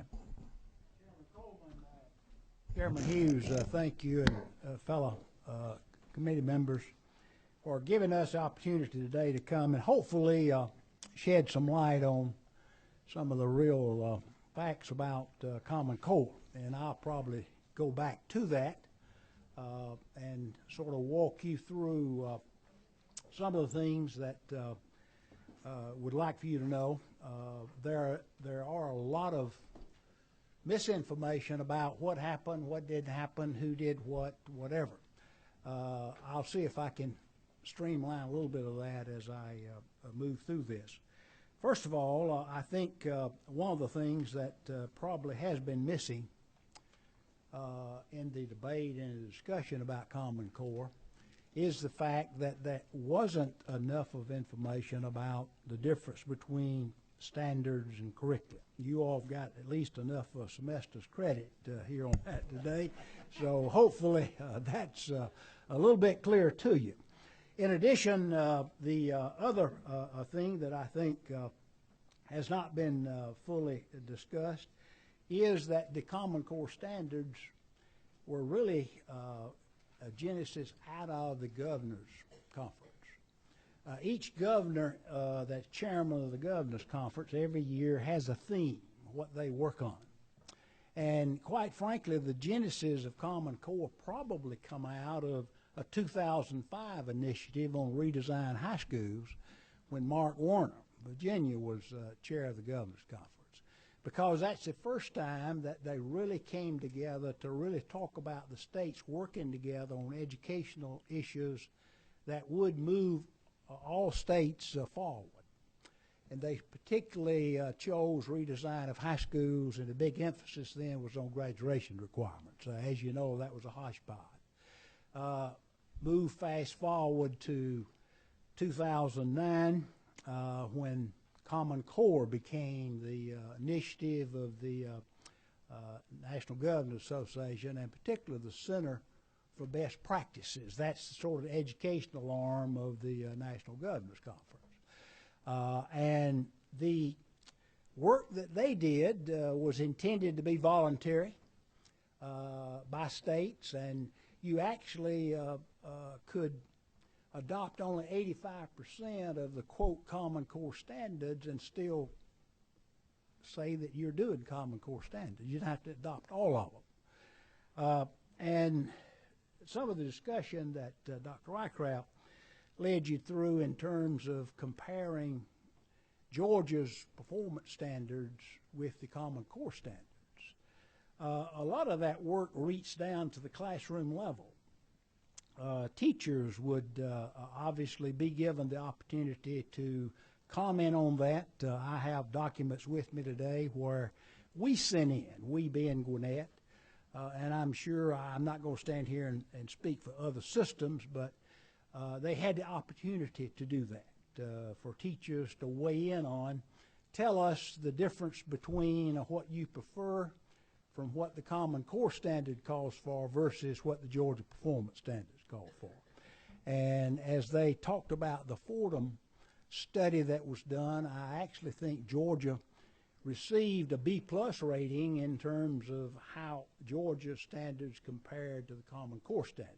So there wasn't that much of a change in the adoption, but there were some. That they are higher, that there are fewer of them.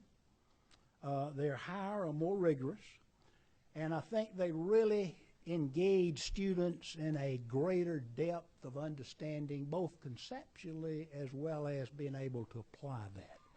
So moving forward, as we really began to look at the Common Core standards, there were two times in 2010 after they had put the standards together. Now, I think all of you know that the governors didn't sit around the table as you all are and do this. They obviously have staff of both the Governor's Conference as well as the Council of Chief State School Officers. They had staff that do that, as well as they actually employed another agency to do the collection, the writing, take in the input.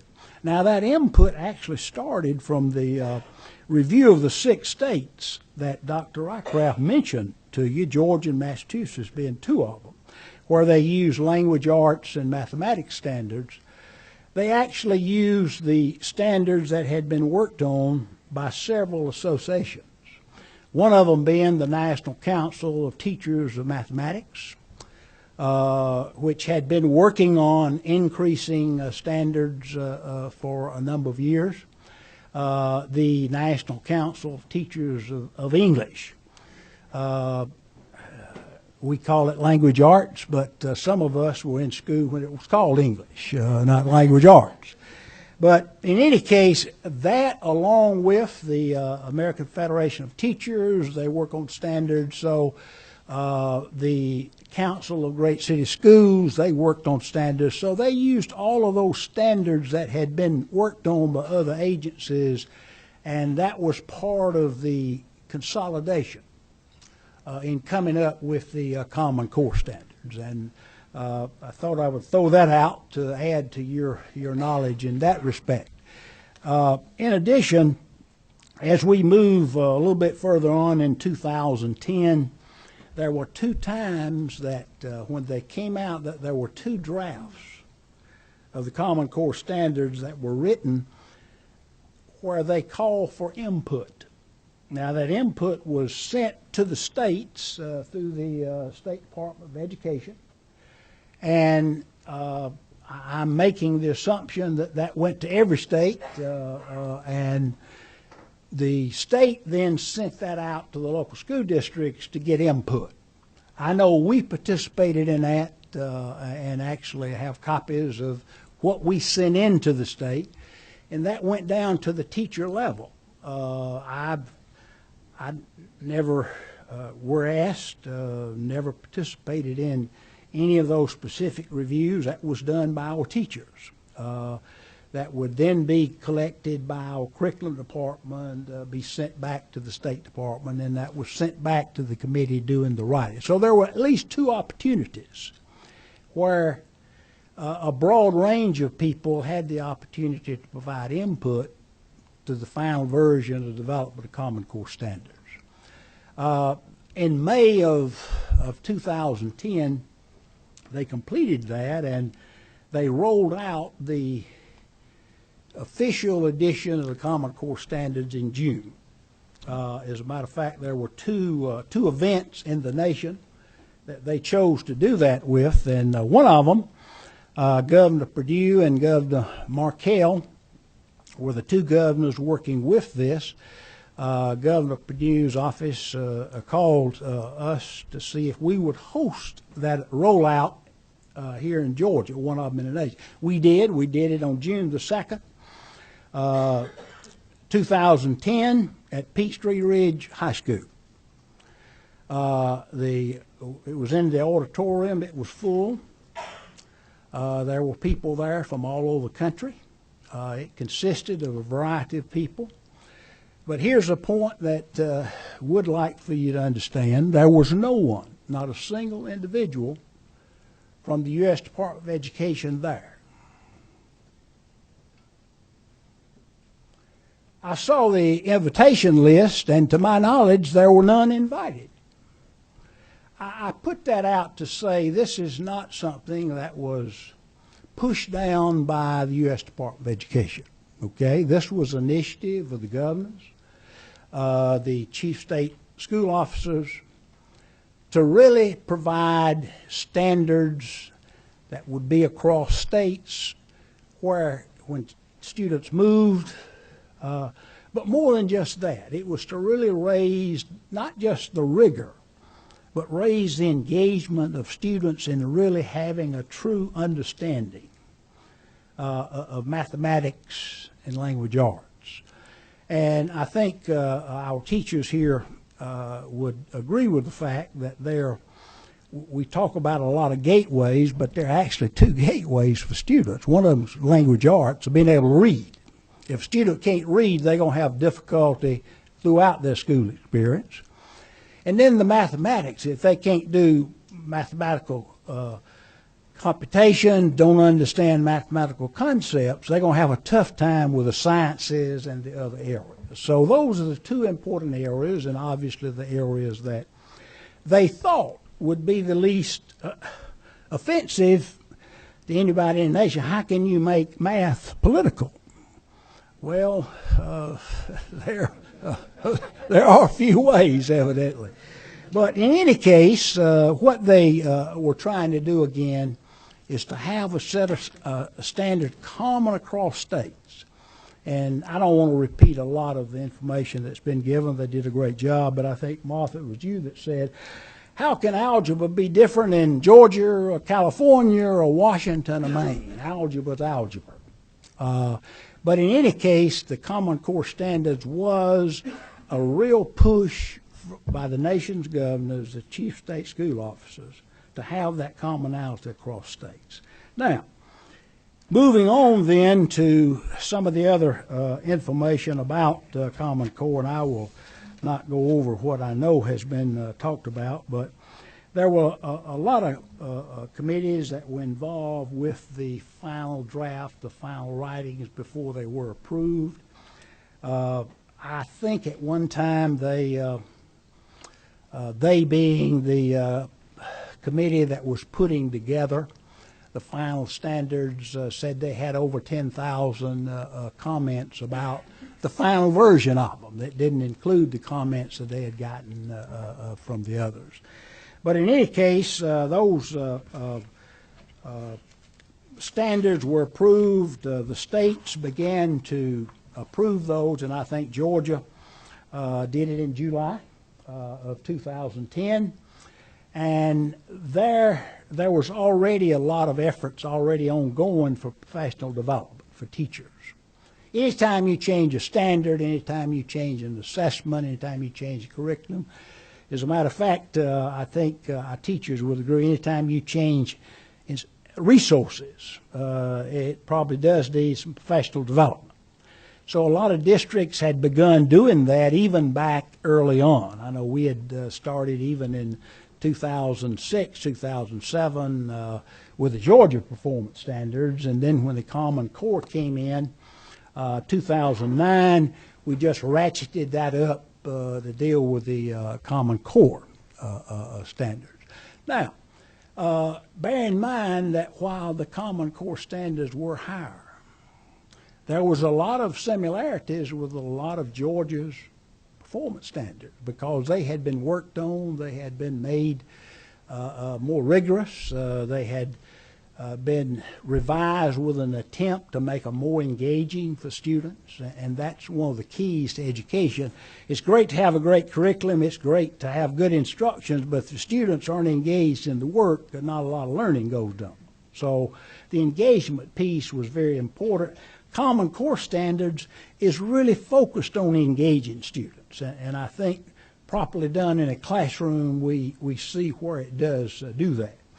The other thing I think is important, and one of the issues that I'll speak to, they said that this being, again, getting back to an overreach, a federal overreach, that Race to the Top was an attempt to really have districts approve the Common Core Standards or adopt the Common Core Standards. Not so.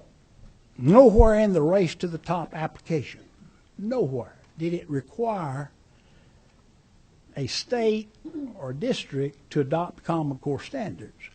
One of the 4 elements of Race to the Top was standards and assessment, meaning that you did need to make standards higher. Hopefully you make them more engaging, but it did not require Common Core Standards. It wasn't admitted. You might ask, well, how do you know that? Well, I was on Georgia's team that went to Washington twice, the Race to the Top team. Actually, the first time Governor Perdue went.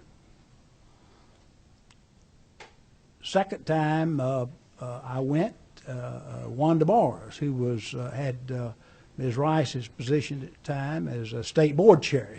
Ms. Bars was there both times, but never did never did adopting the Common Core Standards come up as a requirement. But it did require, again, that the state adopt or be able to prove that it had adopted higher standards. You just didn't take what you had, okay? So that was one of the issues that I think gets some rhetoric sometimes that is simply not the case. Now, it was true that as you look at the other things that go on with Common Core and Race to the Top, it's a dumbing down of the curriculum. That's one of the other critics or criticisms that we hear about it. But it's simply not the case. It is fewer standards, but you teach them to a much higher level, a much deeper level, okay? As a matter of fact, I think in mathematics it actually cut the number of, Mr. Adams, I don't recall the exact number, but it probably cut the standards in about a third. But that was from the Georgia Performance Standards to the Common Core Standards, but it took a lot more time, it was more engaging, more application-based, that really is what the Common Core is all about, to really engage students and have them not only understand the conceptual understanding, but the mathematical understanding of math, and then how you can apply that to real life situations or other situations that to solve problems and issues. It also is to help establish what we hear a lot about today as 21st century skills. And many times the argument comes up, are you teaching content or are you teaching skills? I say you teach both. 21st century skills are really nothing more than creative thinking, being able to do creative, critical thinking, being able to be innovative, being able to work as a team, to collaborate. Those are the kinds of skills that it really calls for. To be analytical, read something and be able to synthesize and write back what it really said. And I think in doing so, we sometimes confuse that with the fact that the Common Core Standards really are sort of out there. I contend properly interpreted and properly taught, the Common Core standards will really engage more students regardless of their ability level than the standards that we had and been used to before. Now, moving on from that, let me say that the race to the top issue, and maybe someone else will cover some other points in that, but I would just like to say that as it relates to race to the top, I think that effort for this state has been overall one that we will see a lot of benefits of that in years to come. I think that has really caused us to not just, and the word of the term highly qualified came up earlier, meaning are the teachers, are they certified? Have they passed the test to teach? Race to the top focused on teachers and leaders being effective. Are students learning? Do they know more at the end of the year than they did at the beginning of the year, and how much? Those are the kind of things that we want to make sure are happening in our classrooms, and I think that was one of the benefits, or is one of the benefits, and will continue to be one of the benefits of race to the top. So it's real easy, I think, for sometimes to get caught up in really the terminology that we speak of as bureaucratic power grabs, overreach, national control of children's education, the erosion of state rights, when in fact the Common Core standards just said that a state, if you adopt those, you choose to be consistent with 85% of those. You don't have to adopt them all. You can add to them. But as far as the curriculum, what instructions actually goes on in a classroom, that's left up to the purview of the teacher. I don't need to repeat. I thought they covered it very well, the resources that they use. But a lot of times teachers or parents will want to know, well, what are the type of things that students will read? I know those of us in here that's been educators for a number of years know that we've been trying to get away from reading all fiction. You know, reading is not a content area.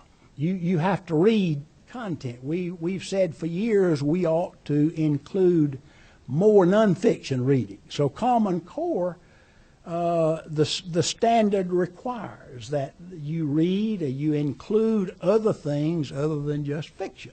But it did not put out a list of things that had to be read.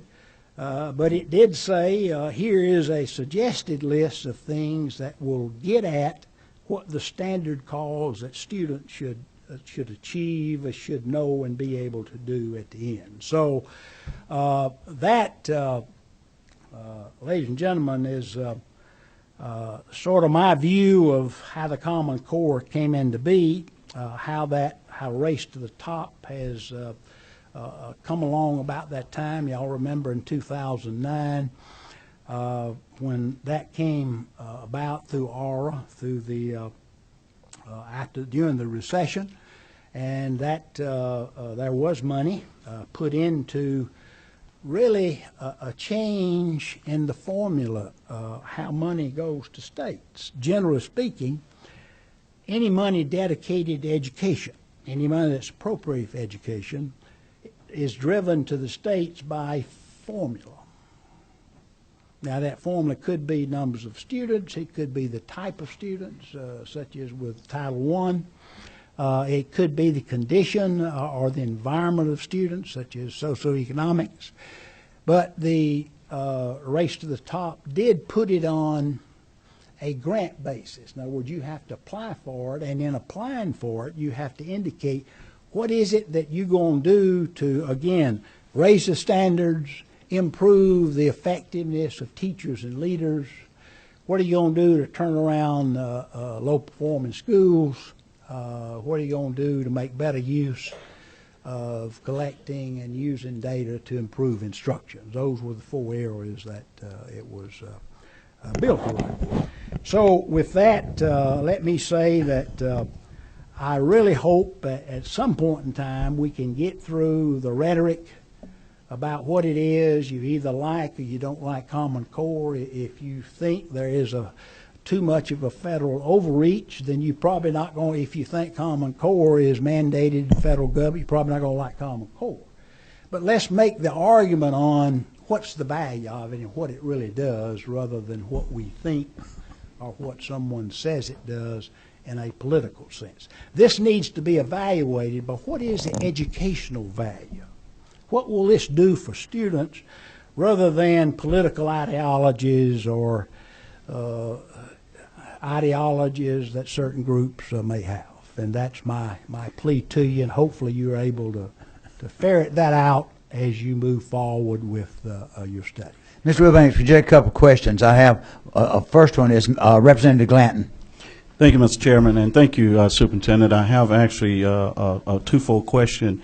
The first is I haven't heard we talk a lot in respects to the traditional student, but I haven't heard any mention of how we address our special needs students in regards to Common Core standards. The second question is, obviously you've told us about the history and the pros of Common Core. From your perspective, could you give me one idea of a challenge that you had and that you still have in regards to Common Core?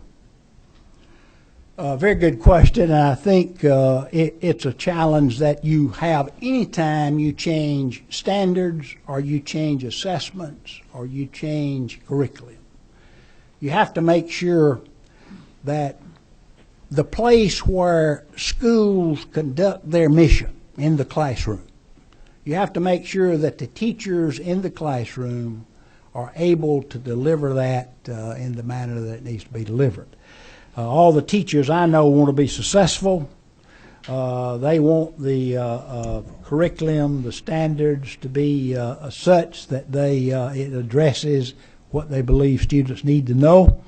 But then when it comes down to the curriculum piece, that's the interface between what the standard is and what the kids get every day. The activities that they get assigned and are engaged in, the assessments that they do, not just the standardized assessments such as CRCT or end of course tests, but yes, those too. But it's in the assessments that they give. And they want to know, is this going to be provided for them that will give them the ability to be successful? Representative, did that get your question? Oh, he did, but I asked about special ed. needs. Okay. Special ed. Yes, sir. The Fordham Institute, that's an independent think tank, and I have a reference to that if you need to look it up. With me today. Actually, as it compared the standards in each of the states, as it made a comparison between the current standards, this would have been in the 07, 08, 09 time frame. They addressed that, and they made a generalized statement that said that the Common Core standards was just as appropriate for special needs students as other students. Our people, and when I say our, I'm talking about Gwinnett, we feel that was a true statement.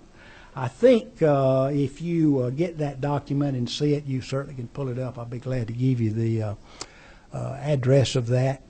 I think when they compared Georgia, remember Dr. Barge and Dr. Rycraft indicated those 6 states, when they pulled those 6 states' standards, they really did a big comparison of that, a thorough comparison of that. And I think Georgia actually scored a B+ in its current standards with what the Common Core would be. And maybe in math, maybe an A-. I'm not sure. But it didn't mean that any of them were perfect. There's always room for improvement, but the Common Core standards was an improvement in every category. Mr. Chairman, just one. All right, one follow-up. Okay. One quick. And I appreciate that as well, but especially when we're talking about math, when we're talking autism, which is increasing over the Absolutely. years as early diagnosed, generally have an appreciation of math, but then when you get to English and comprehension and these types of things, there are some challenges and difficulties there. So I understand we may meet the standard from the math perspective, particularly talking about our kids with autism, but where are we at with the English language arts? And I think that same statement by the Fordham Foundation that I quoted you would apply both for language arts as well as math. Now, I'm not saying that that's not a challenge, and as you know, or anybody in the room that knows anything about autism and autistic students, that is certainly a challenge. It is not simple. But the Common Core standards, for the most part, really involve students in more activities or engaging pieces that probably benefits a special ed student as much as any other student. All right, Representative Brockway.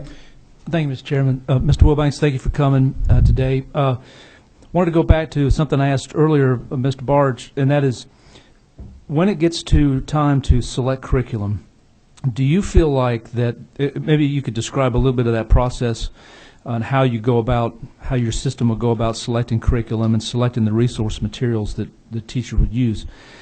But do you feel like, has the Common Core standards tied your hands and kept you from using some resources that you might want to use, but you can't because they don't align with Common Core?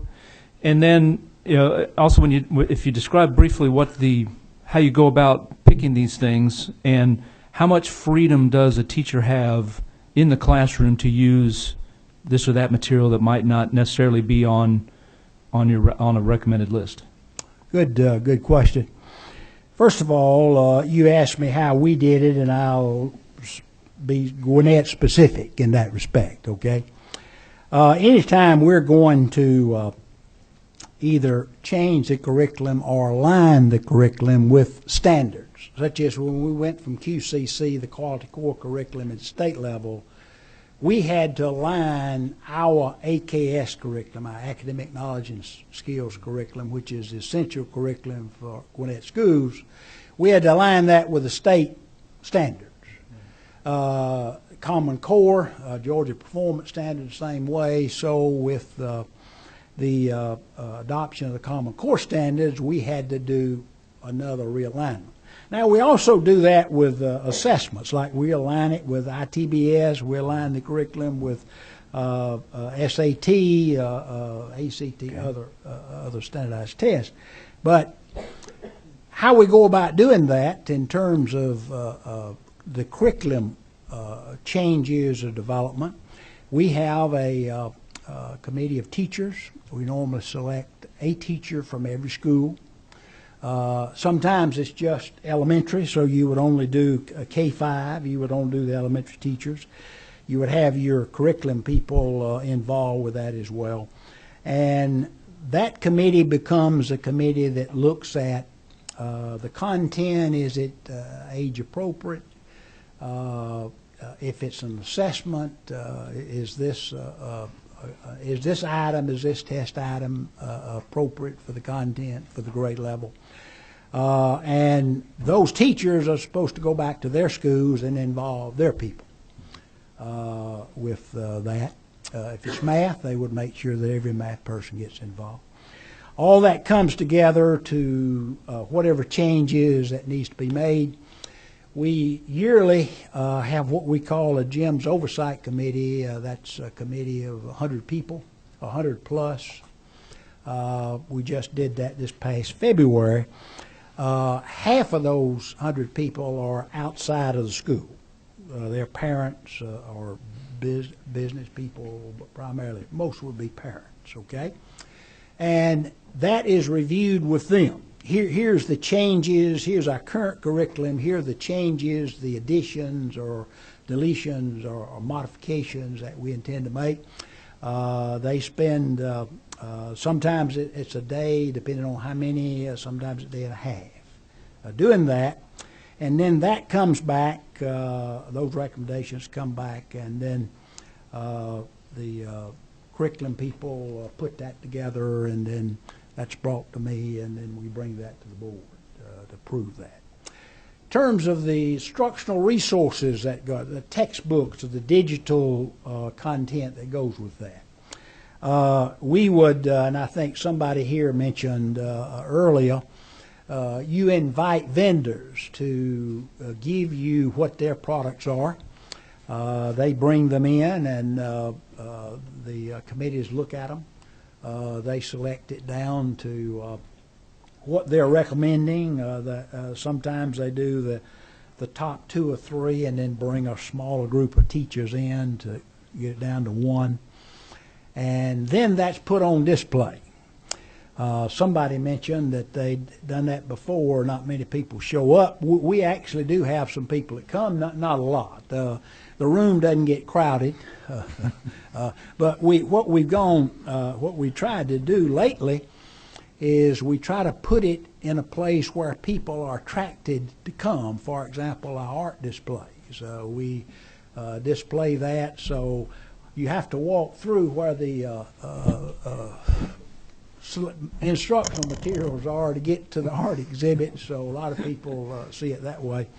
The exception being our health curriculum. We actually have a committee on the health curriculum that actually look at and approve. That committee approves those books or text or instructional materials. It doesn't have to be a book. It can be a pamphlet, a monogram, or a video or whatever. And that's basically how that gets approved. It gets brought to the board for final approval. Dr. Barnes did mention if the state has selected ABC textbook for mathematics, let's just say we don't like ABC textbook, we like DEF textbook. Well, we can buy as many as we want to as long as we pay for it, but you can't use state money unless it's on the state approved list. Now, back to the list that people put out. The Common Core does suggest the type materials that you would want to involve students with.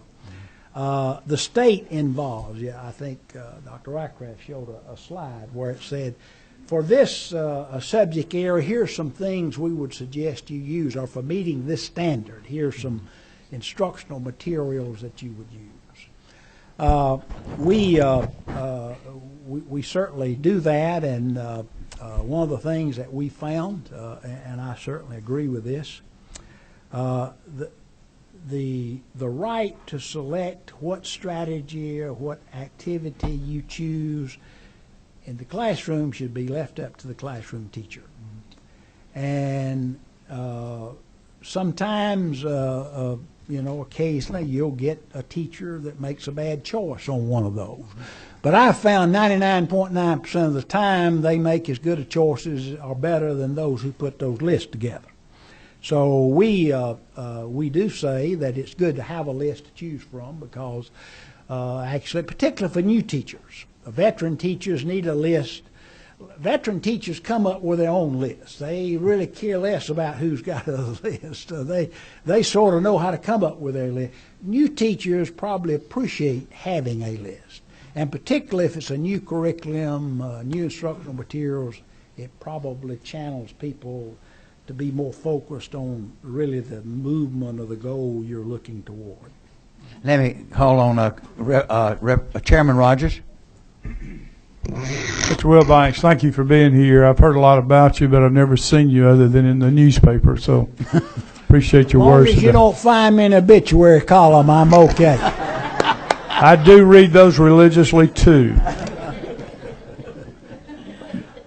You have how many students in Gwinnett County? 175,000? Not quite. They tell me this year we'll have 172. 353, I think, is the number they're giving me, but I think we'll probably go over that. How many elementary schools do you have? We have 78. Do you go to all of them once a year, or every other year? Or? Not once a year, but I go as often as I can. I have never had as a goal to just go to the school for a visit. I do like to go to schools and meet with everybody. Yeah. I try to do that before. How many high schools do you have? We have 19 high schools. 19 high schools, okay. My question to you is, you've been in the classroom. How long ago has it been since you've been in the classroom? As a teacher, Yes, sir. I left the classroom and you asked the question now. I left the classroom. You look a little older than me. I'm not sure you are or not, but I'll agree with that. I left the classroom in 68.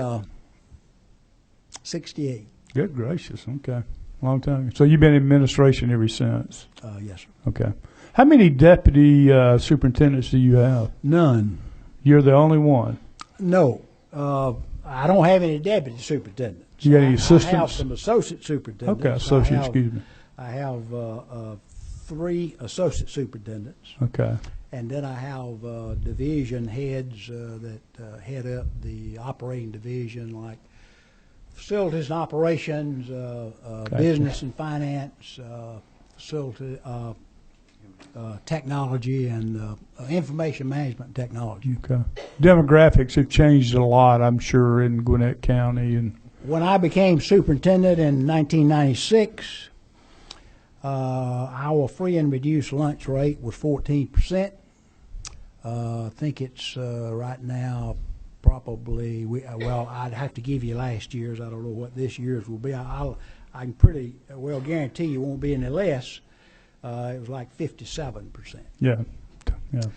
We became a majority minority school district in January of 2004. Right. Right today, or end of last year, our student enrollment demographics was 32% African American, 28% Hispanic, 29% Caucasian, 12% Asian. Interesting. Okay. Let me ask you a question that I hear, being a part-time legislator, and I'm not a superintendent or a teacher or a principal or whatever, but I have this happen to me quite a bit, and I think Chairman Coleman's had it, and we've seen it in meetings. When I have a young parent come to me, and I'm sure they come to you about their children being scared of Common Core, how do you answer that? Do you tell them to go homeschool them or go to a private school? But how do you convince them to stay in the Gwinnett County school system? Yeah. Well, first of all, I don't really try to walk that parent through becoming less fearful of that. I refer them back to the school, to that teacher who can really do that, okay? Because, do you instruct the principal on how to do it? Yeah, well, I hope I wouldn't have to instruct them. I hope they would automatically do that. That's what we're about. That's what we should do. And to me, that's I guess the responsibility of the school to make sure that the students and parents understand what is it that the student will learn this year. That's usually given out at the first of school, on parent nights, curriculum nights. But I also have heard of some instances of that, and a lot of times it happened early on. I think actually more of it probably than Common Core came up with integrated math. We had teachers did not have the appropriate resources. There's actually nothing wrong with integrated math. As a matter of fact, I don't know how you feel about it. You are a math teacher, I believe, Justin. Probably your master teachers can teach integrated math. But the average teacher probably does a much better job with what we call discrete mathematics, algebra. Algebra 1, Algebra 2, geometry, trigonometry, calculus, so forth and so on.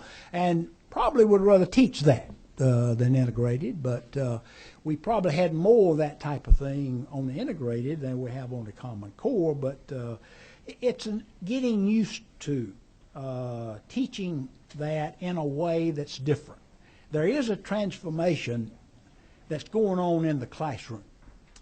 One of the big things, and if you go back to 2005 when the National Government Association wanted to redesign high school. All the data was showing that the students that were dropping out said they were bored. Now, you know, I don't think that's justified in every case. However, I think we do have to make sure that students in classes are engaged in what's going on in the class, in the work. And I think the Common Core really, as a curriculum, has that as one of the, I guess, the underpinning components of it. It does involve students properly taught in activities that reinforces their learning. It's not just a recall. Gosh, yeah, I understand that. And not only does it apply here, it applies somewhere else. Okay. Okay. Let me follow up one other question. But my concern, not being an educator like you and like half the panel is or was, what do you tell a parent? How do you convince a parent that public education is okay with the Common Core standards and curriculum we have today? Where do we take them? Where do we direct them to? Where do you direct them to convince them that it's okay that the sky's not falling? Good question. We have tried to put together, and I'm sure other school districts do the same thing, some information sheets on what it means to what the classroom looks like in a Common Core Georgia Performance Standard School District. Okay? What does the teacher do? What does the student do? And we try to break that down in very clear, concise, compelling language. Needs to be short. Can't be a lot of pages. Matter of fact, goes over one page, probably not going to work. But it also has to be something that I think you have as your goal. 90% of the kids are educated in public schools, have been ever since they've been keeping up with it, no matter what comes along. The home schools, charter schools, whatever. I think there are 50.1 million students headed to school this year. 90% of those will be, actually there's more than that, there's about 54 million, but I think about 90% of that 54 will be public school, K-12 public school students. And we have got to make sure that we have the confidence of parents as well as the interest of students. And I think interest is one of the things that the Common Core standards will help appeal to. It makes it a little more relevant. Remember the 3 R's that came along, rigor, relationships, and relevance. Making it, tie it to something that they can understand. Make a connection between that mathematical concept and just what's 3 into 2 or 3 into 6 or whatever it happens to be. Okay. Thank you, sir. All right. We have 2 more questions, then we're going to move on because we want to keep on schedule. All right. Let's see. All right. Representative Jaspers. Thank you, Chairman Coleman. Mr. Wilbanks, this is a sort of following Chairman Rogers' question, answering a question we get from home. You know, when we're in the grocery store, just doing that retail politics thing, you made a statement that early on about Peachtree Ridge, and you really emphatically wanted us to understand that the U.S. Department of Education was not there. And so I guess that's, you're telling us that, or you wanting to say, or we're supposed to, the people, to believe that there really wasn't any involvement by the federal government in the refining of Common Core standards or the creation of them. And that's a question we get a lot. And I think there's a lot of, you may be very positive things that was good about it, but people believe there were. And it's absolutely, you know, they see that the organizations, maybe the Council of Chief State Elected Officers and the American Federation of Teachers, they get their information on standard development from somebody. You know, was it the Federal Department of Education? I mean, I want you to kind of just expound on your saying that they weren't involved in it, but I think there's evidence that there were. I was responding to the allegation that you just reinforced, that people say, well, this is an overreach by the U.S. Department of Education. It's the U.S. Department of Education determining curriculum for schools. The Common Core Standards was an initiative that grew out of the National Governors Association and the Council of Chief State School Officers, okay? And they moved that forward. Their staff, their association, with the other associations that I mentioned. And the point I was making, I think, you know, this goes back to a long history of things, and I don't want to take up a lot of your time, but they tried to go have common standards for social studies, and boy, did that one run amok, because there's so many areas where you can latch onto that. So the governors felt a need to really improve education. We were doing it. Hang on. We don't need to repeat that. I understand that part of it. Right. But I want you to go back to, you're saying that the Federal Department of Education really wasn't at the table. But I understand what you're saying about the need and how it evolved. But that's where I'm coming from. Well, I think that's what people want to know. I don't know of any other way of putting it other than just to tell you, sir, that there was no one from the U.S. Department of Education there, okay? Now, they could have all been sick. Well, that's not what I'm asking. I'm saying, were they involved in the creation of those standards? They were not involved in any official capacity with the development of the Common Core Standards, okay? Okay. Right. I have no evidence whatsoever that they were. Thank you. Okay. All right, one last question is, let's see, number 8. Misty. It's more a comment as a parent. One of my children has special needs, so related to your question about Common Core, I'm much more concerned about the individual education plan, the IEP, which relates more to his ability to learn at what pace and at what goals we're going to focus on for him for the year versus the Common Core. So I'm not saying that those standards don't exist, but just as all children learn differently, the dramatic spectrum of students who would have special needs, multiply that even, even more. So that IEP, I think, is critical, even more so than what the Common Core requirements would be of special needs students. Right. Would agree. Is that it? All right. Thank you, Mr. Wilbanks. We appreciate it. And if you, I don't know if you're going to be around, but if you have any more questions, talk with him. Now, we have about 4 or 5 more things, but I'm going to ask them to move on and just stay to the point. But the next item on our agenda is Clara Keith. Is Clara here? Is going to, now listen very carefully, going to talk to us about title and competitive federal grants. And Claire, we just want to talk about what federal grants there and the monies. And so if you go at this time. Do we have a handout on that? All right, good. All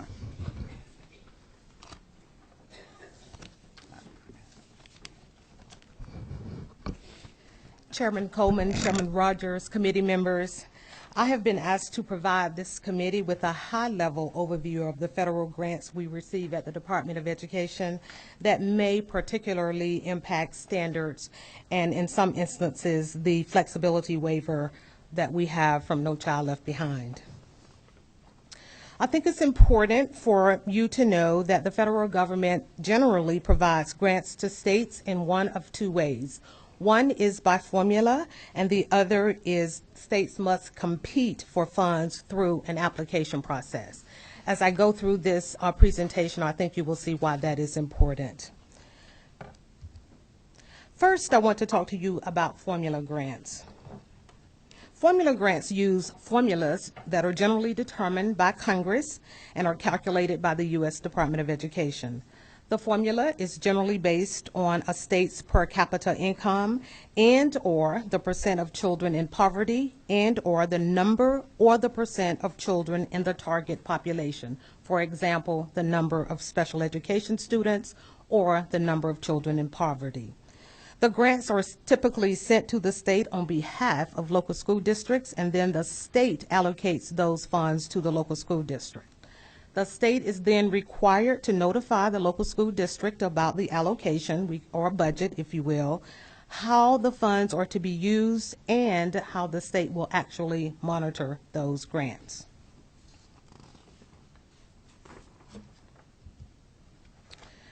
There are three major types of grants that I want to mention today. There are many, many more, but there are really three major grants that we receive at the Department of Education.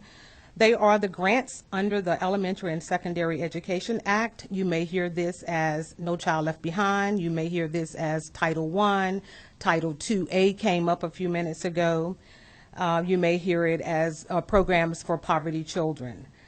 The Carl D. Perkins Vocational and Technical, or you may hear this as CTAE, and the Individuals with Disabilities Education Act, and this is referring to special education.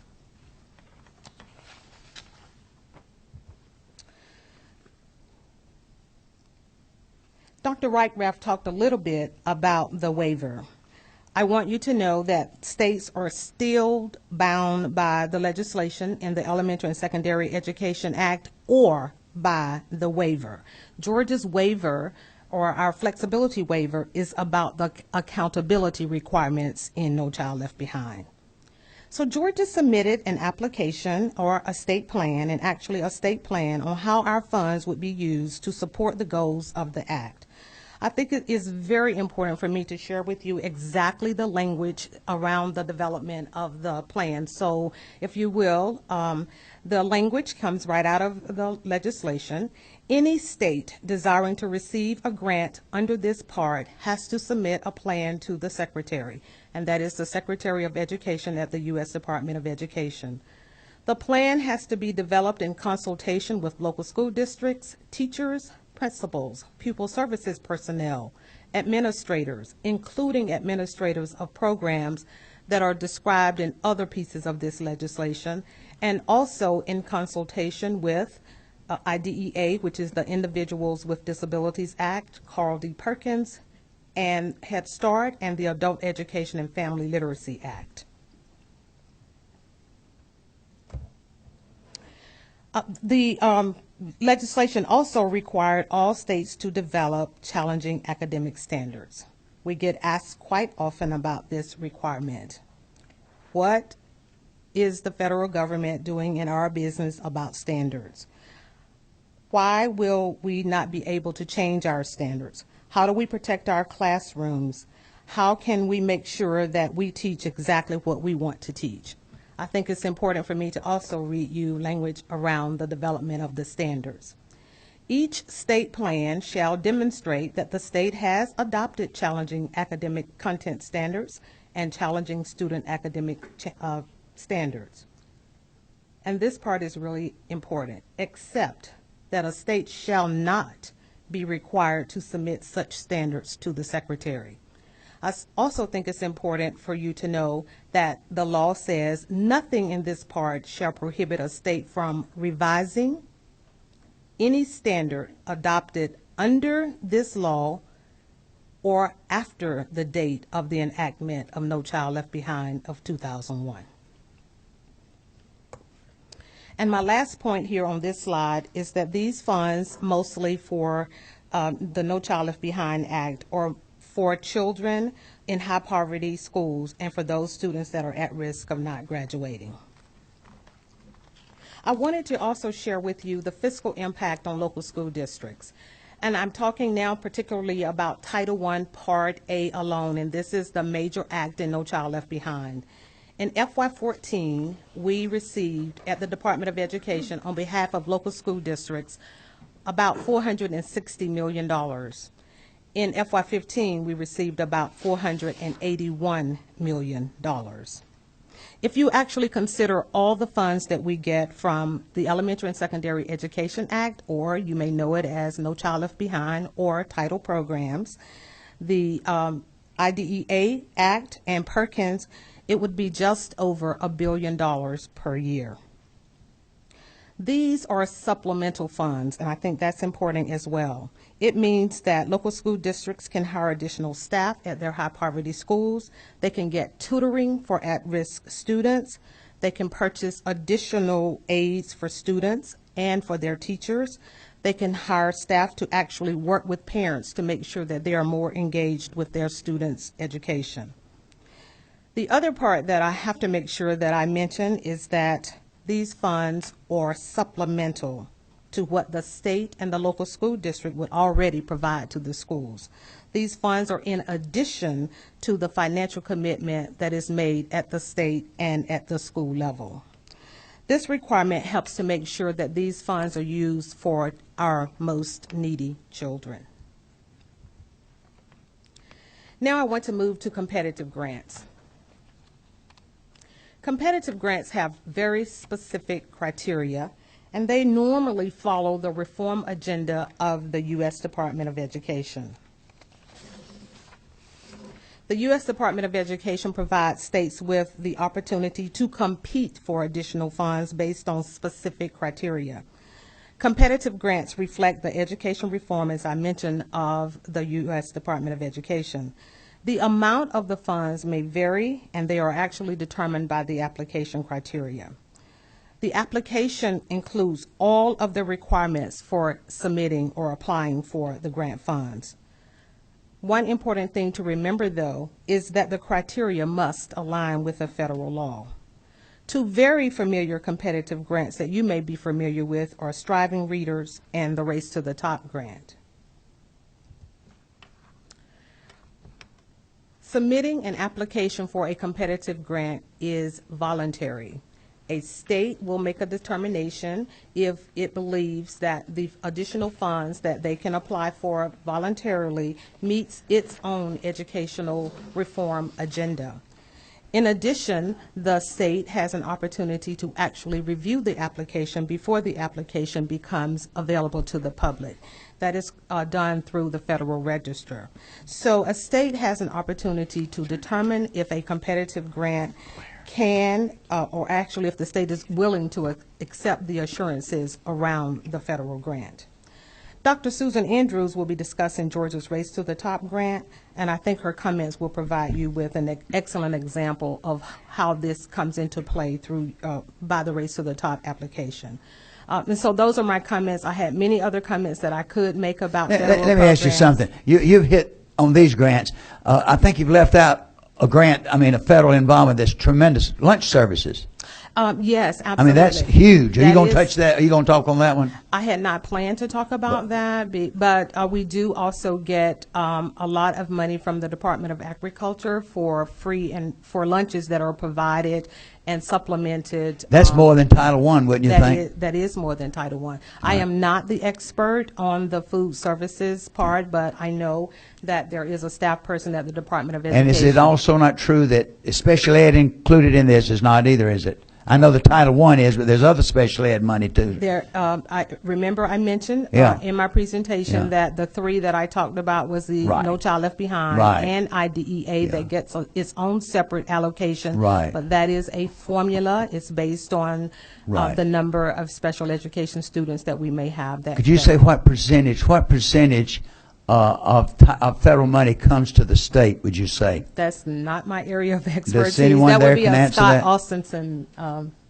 Anyone can answer that for us? What percentage of monies would you say? Is it 10% of the state's budget that we put out there? Is it 20% federal money?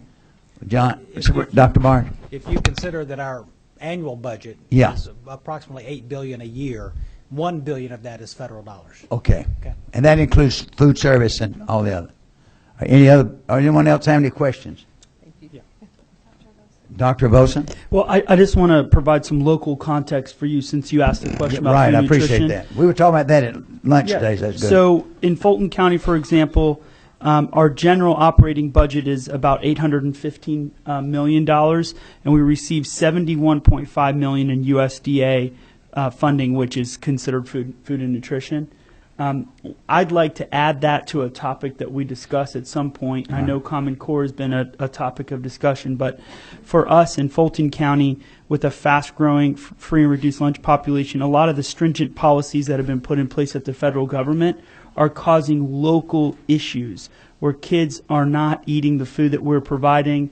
They're dumping them into the garbage cans. This is not anecdotal. We measure that.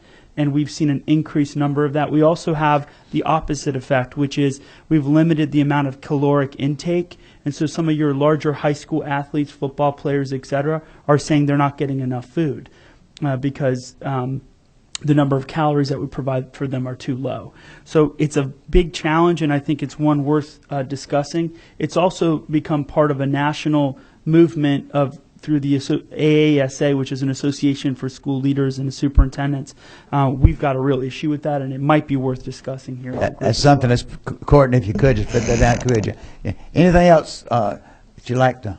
Oh, I'm sorry, Representative Glanton. Okay, thank you, Mr. Chairman.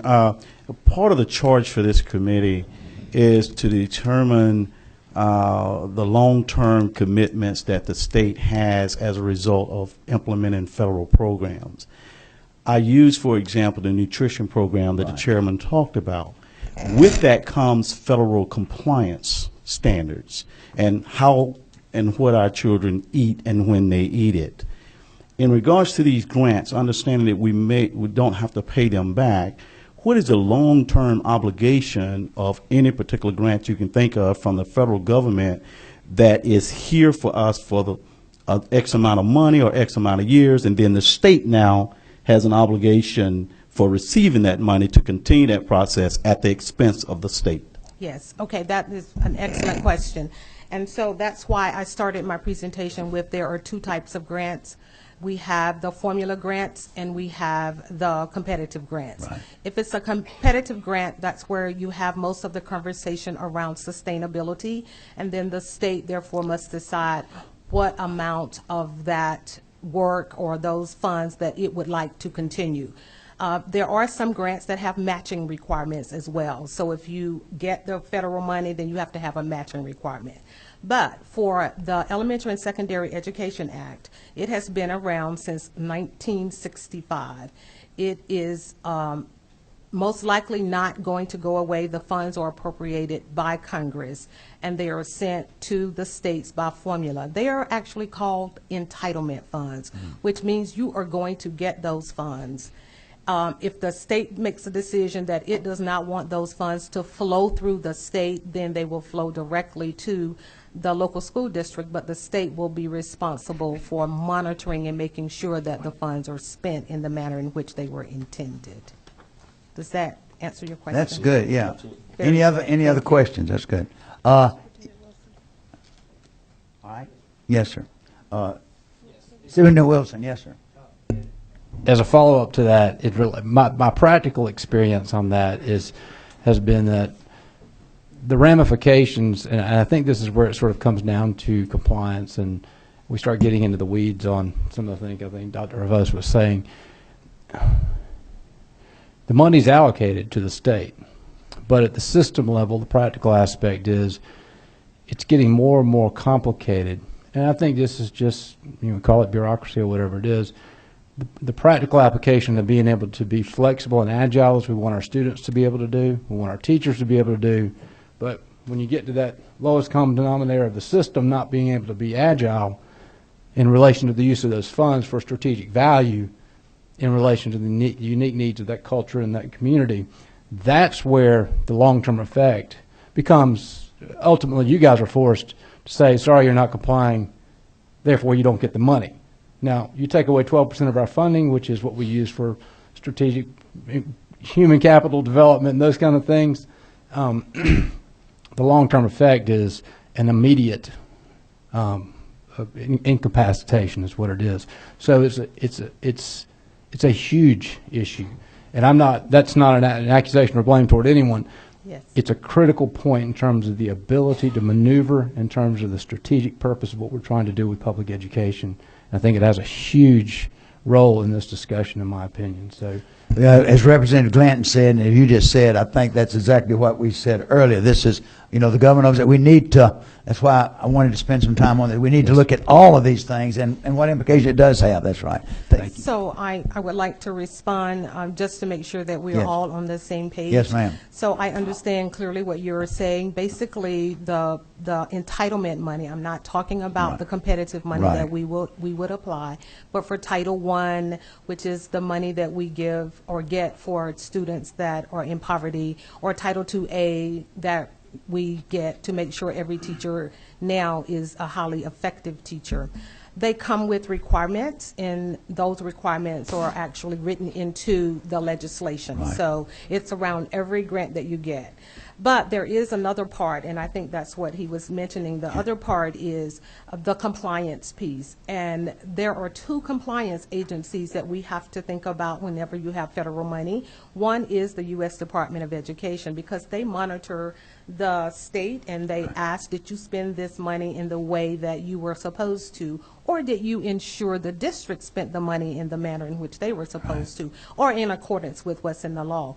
The other agency has nothing to do with just the U.S. Department of Education. It is the Office of Management and Budget. And that is the office that looks at overall, it has overall requirements about how do you spend taxpayers' dollars.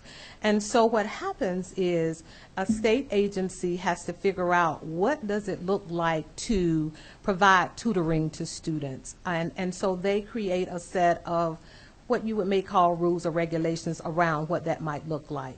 And then the other part is we cannot take money, entitlement money away from districts. I just want to make sure we're clear about this. However, we can, as a state, determine that it was not spent appropriately, and so we can ask that that money is returned. And then you also have the state auditors or your private auditors that are auditing that money as well. They have a set of accounting standards that they have to apply, and they may say that the money is not spent in the way that it should. So I clearly do understand what he's saying. And my last comment is this.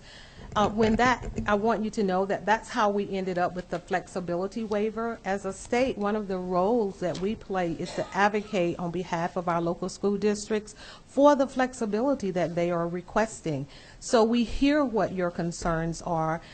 It wasn't maybe a year, it wasn't even quite a year that Dr. Barge had become the superintendent that he asked to meet so that we could talk about the federal requirements. And I know that we have had conversations with the U.S. Department of Education around the flexibility. So we didn't just get the flexibility for the ESEA waiver. We had to advocate for it at the Georgia Department of Education. But I do get what you're saying. Thank you so much for your presentation. Okay. Yes, Dr. Barton. I do want to clarify one thing. I believe somebody asked me the question about the percentage. The $1 billion that we receive in federal funds is what Clara was talking about as far as Title I, Perkins, and special ed. The That entitlement. $1 billion does not include the school nutrition. Correct. And I think I misspoke. Does not include the what? The school nutrition fund. I got you. Oh, it does not. Okay. It does not. All right. Thank you. All right, at this time, there's been a lot of questions on this topic, so we want to listen very carefully. I'd like to ask the Deputy Superintendent, Susan Andrews, if she would come forward and talk with us about Race to the Top and how it's attached to federal, how it's attached to Common Core. Thank you, Mr. Chairman, for inviting me to come today. And committee members, it's great to be here to talk to you about Race to the Top. I know there have been a lot of questions about it and a lot of misconceptions about it, a lot of myths surrounding it. So I hope I can clear some of that up for you today. Ms. Keith talked about the two types of federal grants, the formula grants and the competitive grants. Race to the Top is a federal competitive grant. That means that Georgia chose to apply for a Race to the Top grant. It was not, we weren't commanded, we weren't directed, we chose to apply for this grant. It was made available under the American Recovery and Reinvestment Act of 2009. We received the grant after we competed for it, and I like to say we won. Georgia won the Race to the Top grant. We won $400 million. $200 million was to stay at the state level for state projects, and $200 million was to go to the 26 districts who chose to join the state in working on the Race to the Top reform areas. At the time, I was superintendent in Columbus, Georgia, and Muskogee County, and I led my district to be one of those 26 participating districts. So I've been a part of the Race to the Top since the very beginning. In the grant application, Georgia's leadership team articulated these 5 goals in the grant: that we would set high standards and provide rigorous assessment for all students. We would prepare students for college, transition, and success. We would provide great teachers and leaders. We would provide effective support for all schools, including our lowest achieving schools, and we would lead the way in STEM fields. Under these 5 goals, there were 4 reform areas. Those areas were standards and assessment, and that's what we've talked a lot about today. Data to improve instruction, great teachers and leaders, and that's where our new teacher and leader evaluation system comes in, and turning around our lowest achieving schools.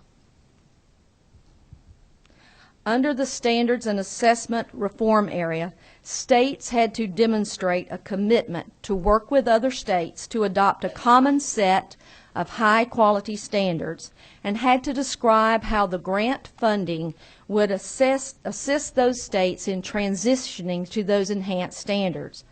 The grant criteria did not specify a particular group of standards that had to be implemented. And this is the language you see on the slide that is straight out of the application.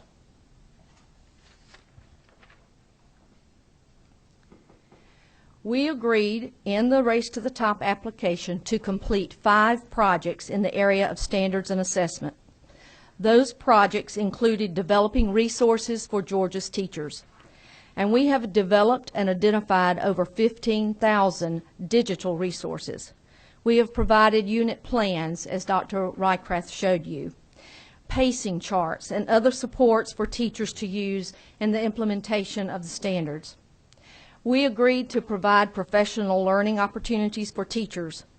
Professional learning about the standards has been provided in person, as in our summer language arts and math institutes, by webinars, through wikis, through newsletters, and with the use of digital resources. And Dr. Rycraft talked about all of those things. We have developed formative assessment items that teachers use on a daily basis to find out if their students are understanding what they are teaching, and to assist them in adjusting their instruction all along the way. So those formative assessment items are available for teachers throughout Georgia, and they mirror the types of items that will be on the new Georgia Milestones test. We also agreed to develop benchmark assessment items. These are items that are available to districts to develop an end-of-unit test, a 9 weeks test, a semester test, so that districts can determine the progress of their students in meeting the standards before they get to the high-stakes end-of-the-year test. We have also, under this particular category of standards and assessment, funded for every high school sophomore to take the PSAT.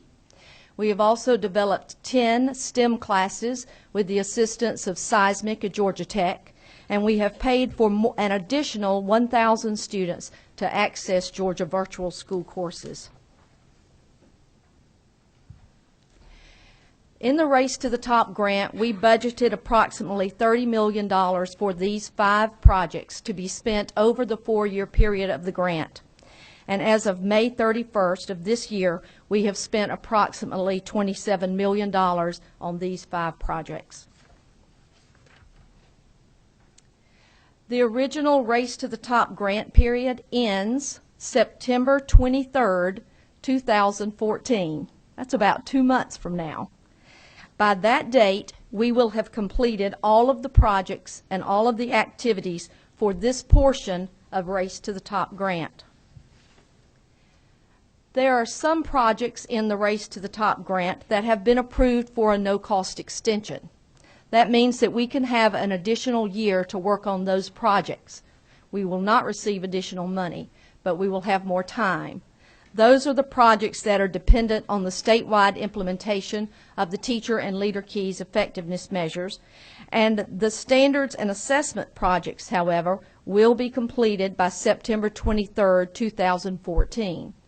You heard Ms. Keith say that when it comes to now having to pick it up with state money, the sustainability of these projects, because it was a competitive grant, we requested the money. Now we get to decide which of these activities we take forward as a state. We are not obligated to take them forward. We decide as a state whether or not we take those activities forward. The grant period for Race to the Top is 4 years, and as we all know, many things can change in a 4-year period. So the U.S. Department of Education provided a process within the grant application for states to request an amendment to their original application. Now that process is quite arduous, and when anybody says, let's make an amendment, I just kind of shake first and think, oh no, please don't do that. But we have done that. We've done that 16 times over the course of the 4 years, and we have been successful in getting every amendment that we requested approved by the U.S. Department of Education. There are some myths, as you well know, about Race to the Top. Mr. Wilbanks talked about some of these. The first one is that a reform agenda was imposed on the states by requirements in the Race to the Top application. But remember, this was a competitive grant. We chose to apply for this grant. It was not imposed on us. In 2009, the governor, the agency heads of all the state education agencies, and 26 school district leaders chose to submit an application for this grant. We competed for this grant, and we were successful in meeting the criteria of the grant application.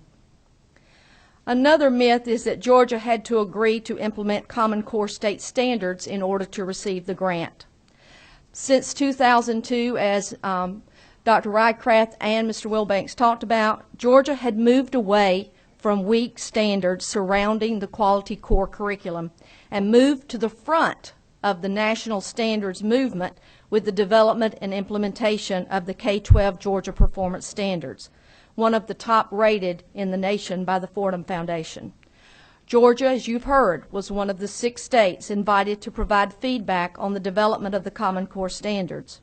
And due to the Georgia Department of Education's significant involvement in development and reviewing the Common Core, we believed at the time of the application that the GPS was already very well aligned with the new standards and that the relatively small gaps that you've heard about, 15 to 20%, could be quickly resolved.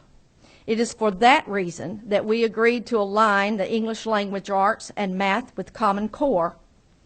But we felt so strongly that we wanted to maintain Georgia's identity and our work on the standards that we did call it the Common Core Georgia Performance Standards in the grant application.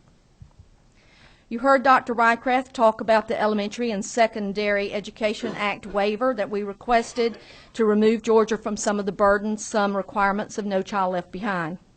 The ESEA waiver request and the Race to the Top application are companion documents. The obligations Georgia agreed to in the Race to the Top application are mirrored in the ESEA waiver application.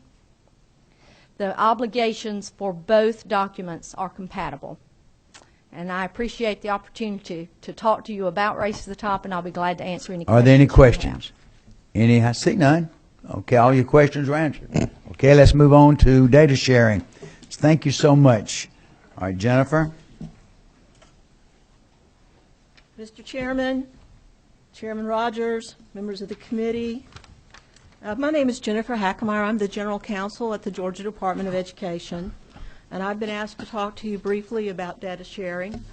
For the sake of clarity and time, I'm going to respond directly to the questions that I've been asked, and then I'll be delighted to answer any questions that you might have or provide you with additional information. The first question I was asked is, what are our responsibilities to the federal government in terms of data sharing? Quite simply, when we accept money as a state from the federal government, we are then obligated to send aggregate data to the U.S. Department of Education on how we use those federal dollars to serve our students in Georgia. However, the Georgia Department of Education does not send what I call personally identifiable information to the U.S. Department of Education. There is a perception out there that the Georgia Department of Education is sending personally identifiable information about Georgia students to the federal government. This is a misperception, and I would like your help in correcting it. And so I thought what I would try to do is to find you the source document that we use when we report to the U.S. Department of Education so that you could see for yourself. It's not me telling you. And you should have copies of some of this information in your folders. This is a couple of pages from the EdFacts workbook. EdFacts is the generic umbrella term for the reporting system where we being the Georgia Department of Education, send data to the U.S. Department of Education. The workbook is sort of like the how-to book that tells our data team what we're going to be sending to the U.S. Department of Education. It's about 65 pages. You have the cover page, and then you also have, I believe it's page 7, which starts at the top, Introduction. And if you will look down to section 1.2, called EdFacts Collection, if you will then go down to the second full paragraph, I'm going to read it to you. EdFacts does not collect individual student or staff level information. All information provided to EdFacts is aggregated, often by categories such as grade level. Although some of the data files may contain small numbers, none of the information is linked to specific students or staff members.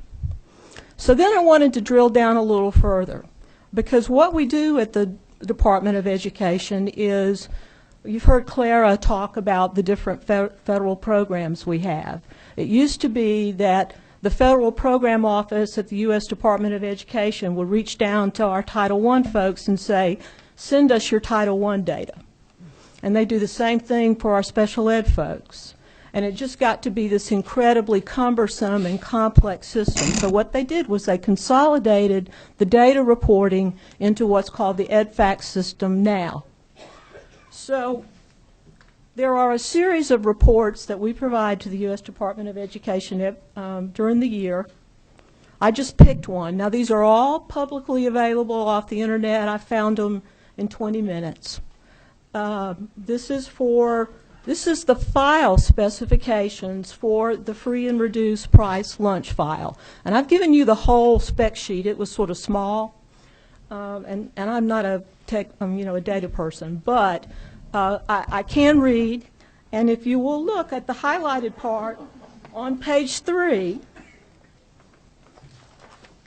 2.3, required categories and totals.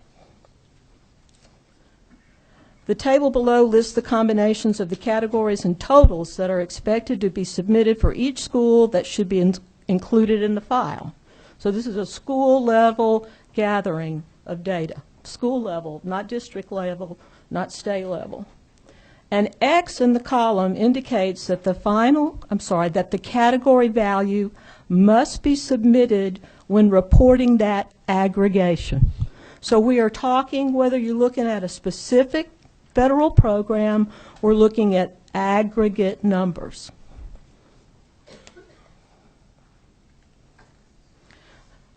The other thing I wanted just briefly mention FERPA, which is the Family Educational Rights to Privacy Act. This is a federal law that's been in place, at least 20 years. It's been amended from time to time. This is the federal law that protects the privacy of a student's information and controls what we as a state can give out when we get an open records request or we have a researcher ask us for data, or even another state educational agency. The second question I was asked is, what is the importance of the statewide longitudinal data system? Now, I suspect most of you have seen what we call LDS in operation, and if you have not, I'm sure the chairs will arrange that. There are many values to the LDS. For me, I think it's accessibility. When you look across our vast state and you look at all the different school districts, each school district is locally controlled. They have a different student information system maybe than their neighbors. There are about 3 or 4 standard SISs, or student information systems. Those, for the majority of cases, those local student information systems don't include longitudinal data.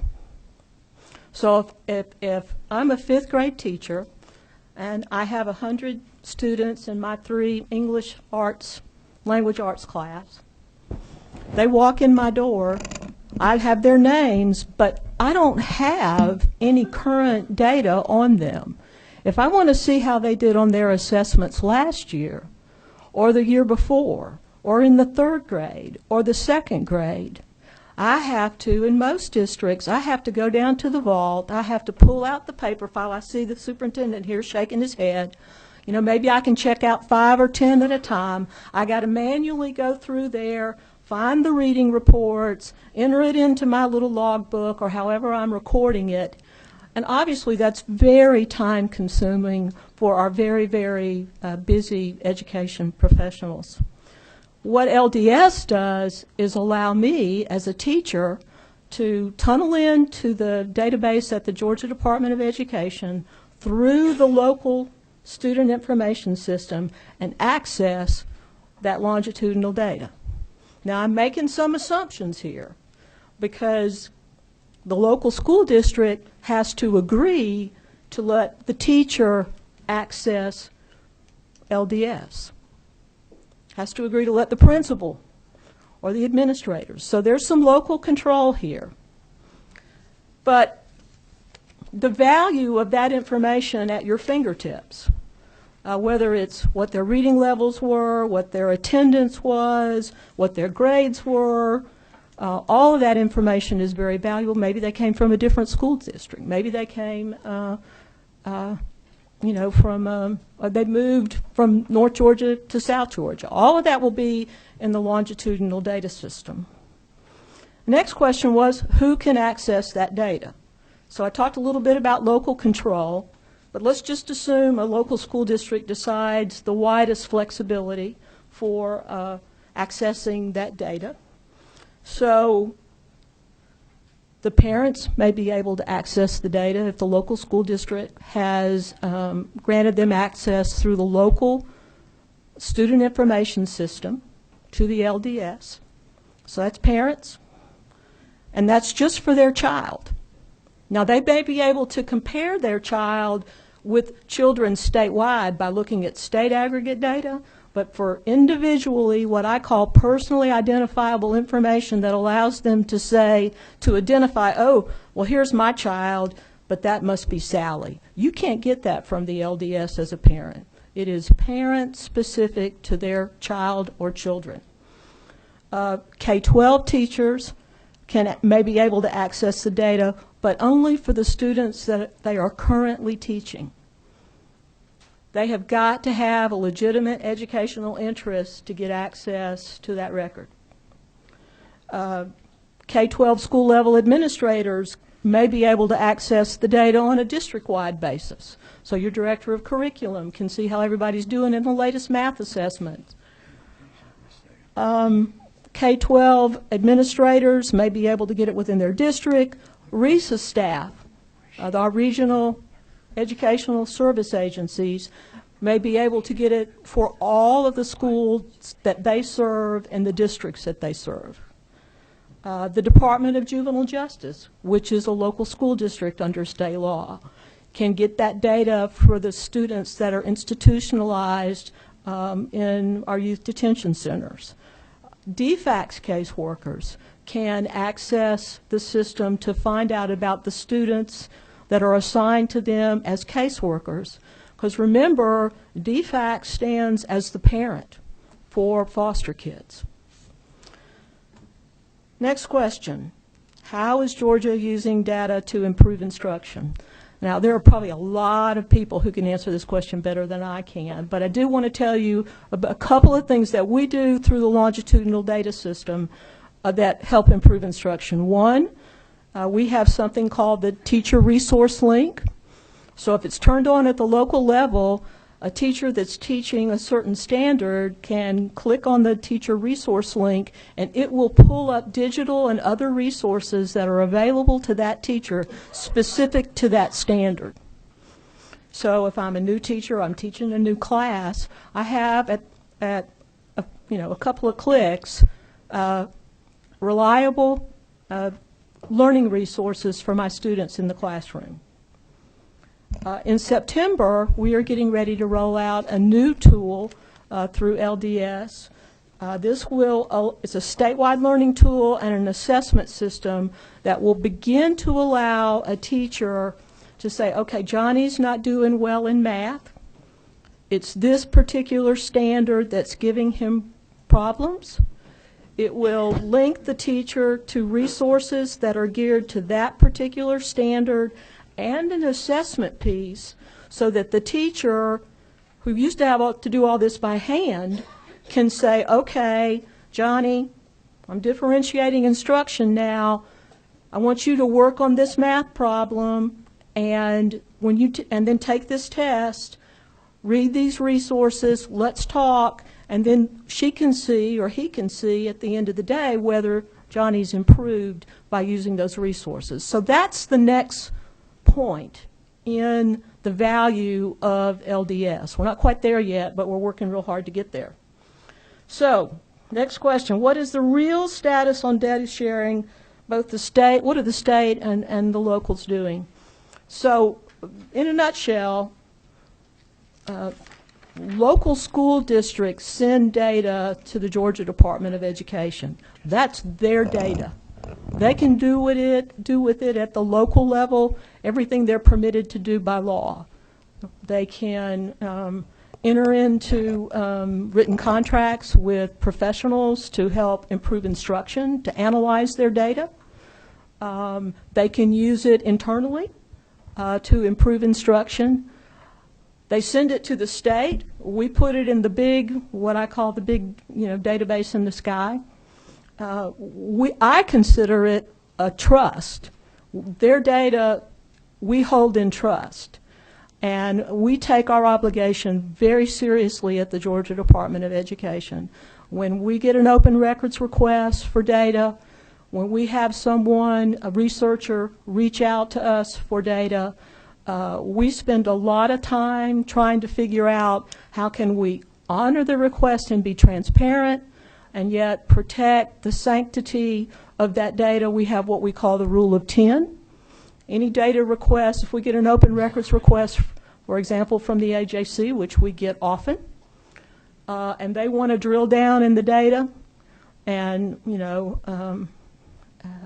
do their own analysis, draw their own conclusions, we look at that data that we are thinking about providing to them at the classroom level, at the school level, at the district level, and we make sure through whatever permutation they look at that data that it is in no way identifiable to one particular student.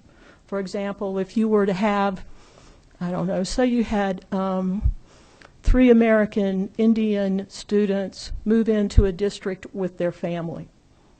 Well, whether you look at it at the classroom level or the school level or the district level, you're going to have 3 probably in that subcategory. So we would not release that information in the aggregate. We don't release student level information, but in the aggregate, we wouldn't even tell you that there were 3 American Indian students at that school, because you would be able to figure out who they were, arguably, if you spent enough time. So We've set up our own internal review board committee that we look at requests. We take them very seriously. I've probably gone over my time. Yeah, bring it quickly, a little quicker on your answers. I'm done unless All right, you have we questions. have a question, yeah. I have a question from Mr. Adams. As a data-driven educator in the school system, and as long as the district approves for the LDS, will the parents have access to those resources as supplemental enrichment or tutoring for their child if their teacher says, well, you know what, the language arts standard that your child is struggling in, you can also go home and here's a website. The DOE does a wonderful job with the website. But Thank you. will the LDS also be linked to resources? Yes, that as we roll out that parent portal, that's part of our intent. All right, Chairman Rogers? Yes, Ms. Hackenmeyer, are you the only attorney there with the department? I have another attorney in my office, sir. Okay. I didn't know, so, okay. My question is, there are many third-party vendors I assume you use, and I keep hearing the word In Bloom. Does that ring a bell with you? Yes. Can you tell me a little bit about them and what they do? Actually, I heard about them sort of on the tail end, and I don't really know. Apparently, Dr. Barge. Thank you, Dr. Barge. Yeah. Early on in the development of the longitudinal data system, we were sought out by the In Bloom group as one of the top states in the nation, using a longitudinal data system to help drive school improvement. They requested that we join their group and share our data with these other states. And we absolutely declined that opportunity because we were going to guard our data. What happened with that is the company inaccurately reported that we were one of their participating states, and we had to go back to them and clarify that what we agreed to do was to kind of sit back and be an observer and provide input on what we do as a state, but in no way, shape, or form were we going to share our data. So they actually had to issue a correction that they were not working with. How long ago was that, Dr.? That was about 2 years ago. Okay. So they're out of the picture Yes. totally? Yeah. We have no intention of doing that. Good. Thank you. All right, Superintendent Wilson? Yes, Ms. Hackenmeyer, you stated that there are pretty clearly established protocol for the collecting of the data, and they are aggregated and at the state level, and the rights that people have to access this information. Are there any, and I'm assuming, I'm asking, I guess you said there's an IRB, an internal review process, but any sort of systems type audits in terms of making sure that is occurring so that things aren't being violated, as well as the fact I'm assuming there are ramifications both professionally and legally for those who do violate the use and the access of that data if they're able to access it. Well, the local school systems are subject to the same rules that we are. Okay.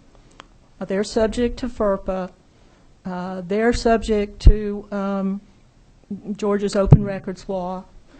And, I from time to time consult with those school districts and their school board attorneys when they get a complicated data request. Yes, ma'am. But for the most part, since it is their data in their communities, they guard it as jealously as we do. Right. So we don't do any compliance monitoring at the state. Right. If wishes were trains, we'd all ride. But I'm not really sure if that's an appropriate role for us. Right. I'm just asking, so I'm trying to understand where the line is. If somebody wrote me and complained, I probably would ask a school district to look into it and get back to me, but there is no direct enforcement. Now, parents have the right to file complaints under FERPA, and sometimes they do when educational records are wrong. But, what you were saying earlier, though, is in terms of aggregating the data that we send to school systems to you, you aggregate it. It's not released back out on our behalf. I heard you say that earlier, except for in an aggregate form. Except for people who have the individual rights to access that data through the portal. Okay. Right. And the point I was getting to, I guess, too, is there are both professional and legal responsibilities associated with the access. If you have the rights to access that data, you're expected to behave responsibly with it. That's right. And there are ramifications if you don't. Yeah, and there are, confidentiality agreements that you sign when you enter into the database, and teachers are credentialed and can lose their license if they abuse their privileges. And then there are, notification rights that parents have if there is a release. Okay. Unauthorized. All right. Thank you. Last question, Representative Jaspers, then we'll move on. Thank you, Ms. Hackmeyer. Real quick, this is one of these questions I'll get in the grocery store, so you get to answer. I get those questions sometimes. Yeah, so and this is one like, you have a parent or someone that's saying, well, I gave, I filled out this little sheet, et cetera, some of more of it's going to become online as time moves on, Social Security numbers, really discrete data that finds somebody. Now that's given to the school system, and I assume now that this is going on to the cloud, because you kind of went like this. And is that data transferred to y'all, or is that kept at the local? Things that really identify that person. Okay, so this may be more of a Bob Swigum. Robert Swigum is our CIO, but I will try to answer. We have some legacy systems at the department. We've been collecting data for a variety of years. We have moved away from Social Security numbers and date of birth to what we call the GTID, the Georgia Testing Identifier. So beginning probably 7 or 8 years ago, that transition started to happen. And so in some of our legacy systems, we still have the Social Security numbers. And I'm sure there may be in local school districts as well. However, we suppress those so they're not even available to anybody who has access to the system except for what I call our data crunchers. When they are trying to, for example, sometimes we work with the Department of Community Health. They do have to have a Medicaid ratio that's based upon some services that are provided to certain students in schools. So they'll send us names and some identifying information, and we will bump it up against our database. And sometimes that might involve that social if they send it to us. But then what we do is we destroy that data and we just send them back the percentage. Okay. Thank you. You're welcome. Okay, thank you so much. We have 2 more, and we're going to sum these up. All right, let's. Then I want to give you a charge for the next meeting. Carl will talk a little bit about that with Courtney, and we'll go from there. All right, Mary Ann Todd's going to talk with us about from the Office of Student Achievement. So, Mary Ann, I'm Martha Ann. I'm sorry, Martha Ann. Please forgive me. Martha Ann Todd, okay, Executive Director. That's okay. Let me find the slides right here.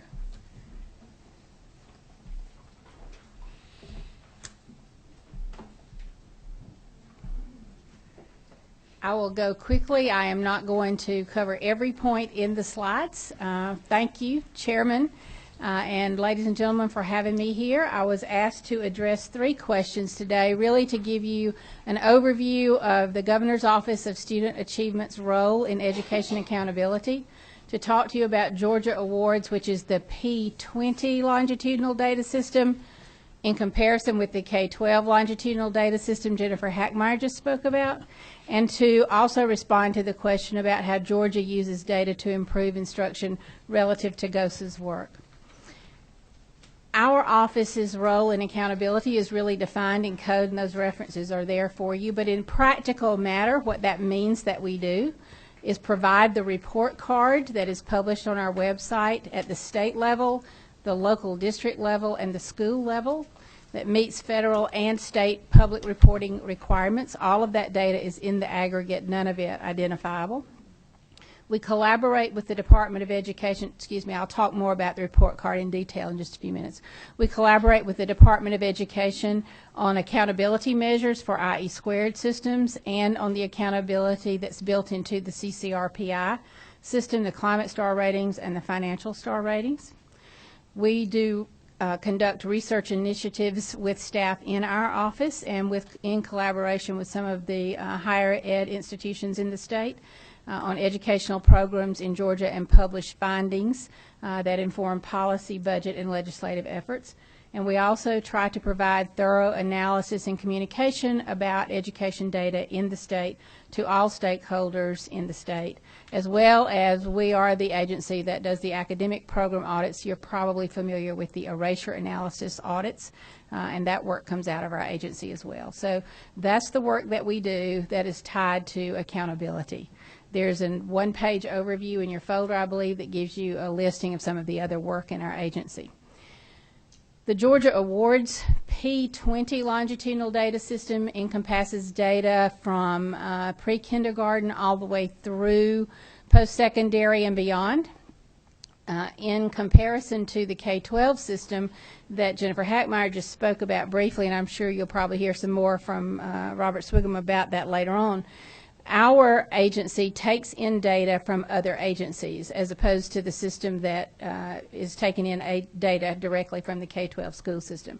So you see in your graphic the agencies that are represented: the University System of Georgia, the Technical College System, Department of Early Care and Learning, the State Charter School Commission, Department of Education, the Georgia Independent College Association, Professional Standards Commission, Georgia Student Finance Commission, and the Department of Labor gives us a very limited amount of data.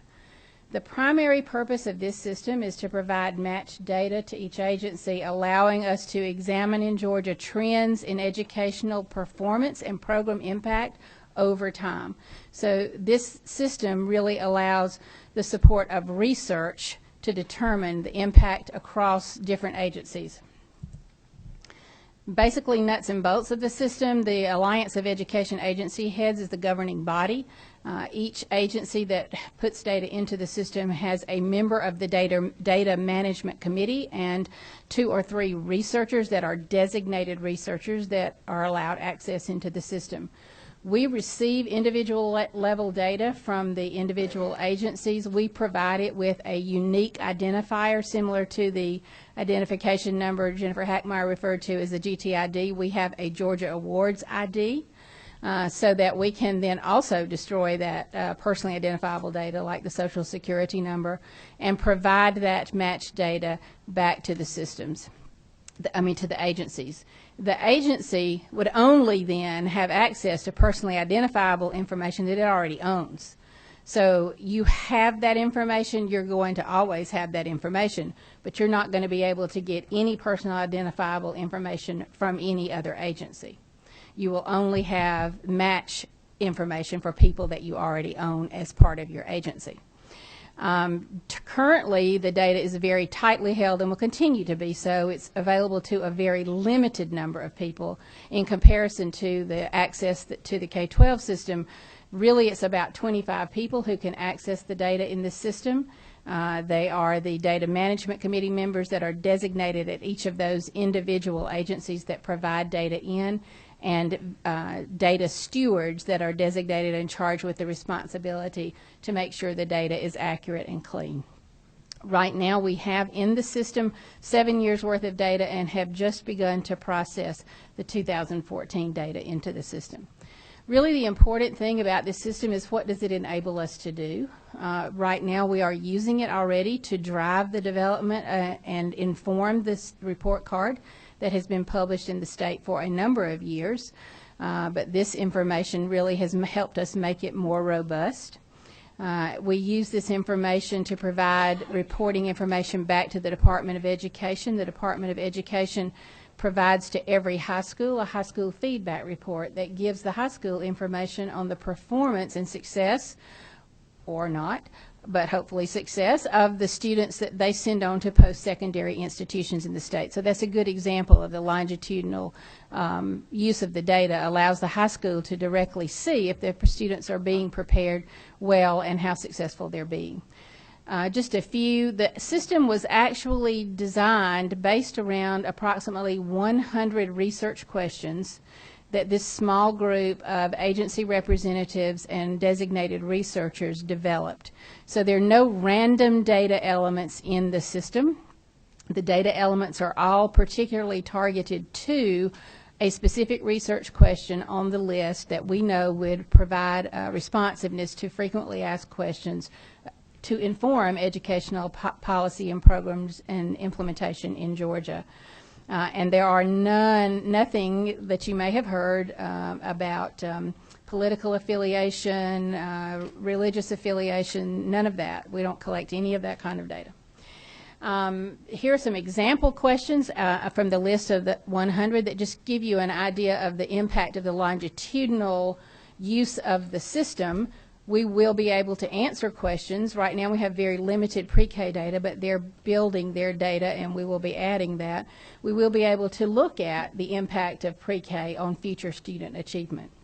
We will be able to take a look at student mobility in the K-12 system and see how that determines progression from elementary to high school graduation to success in post-secondary institutions. We'll be able to look at courses taken in high school and determine if they are predictors of success in post-secondary. We'll be able to look at educational backgrounds in detail of students who are successful or who have difficulty transitioning to colleges, whether in the university system or the technical college. And we'll be able to tell if graduates of Georgia schools are working in Georgia. Just a couple of graphics. I'm not going to go into detail here, but one of the questions that we could answer would be the retention of teachers. What % of the teachers are we able to retain in Georgia from their first year through their 5th year? What % of teachers are we able to retain in Georgia 5 years out, whether they're first-year teachers or not? Those are the examples of the information there on that graph. This graphic represents for you a comparison in the blue of students' scores on the SAT and ACT who were not successful in earning 24 credits in their first year in post-secondary. Those are the ones in blue, compared to the scores of students on ACT and SAT who were successful. So this gives you some idea of, if I'm sitting at the high school, how do I begin to be able to guide my students toward avenues where they will be able to be successful, and how do I use this data to help inform what we do there. Just a quick listing of some of the differences. The Department of Education's LDS system that was just referenced is very much an operational database.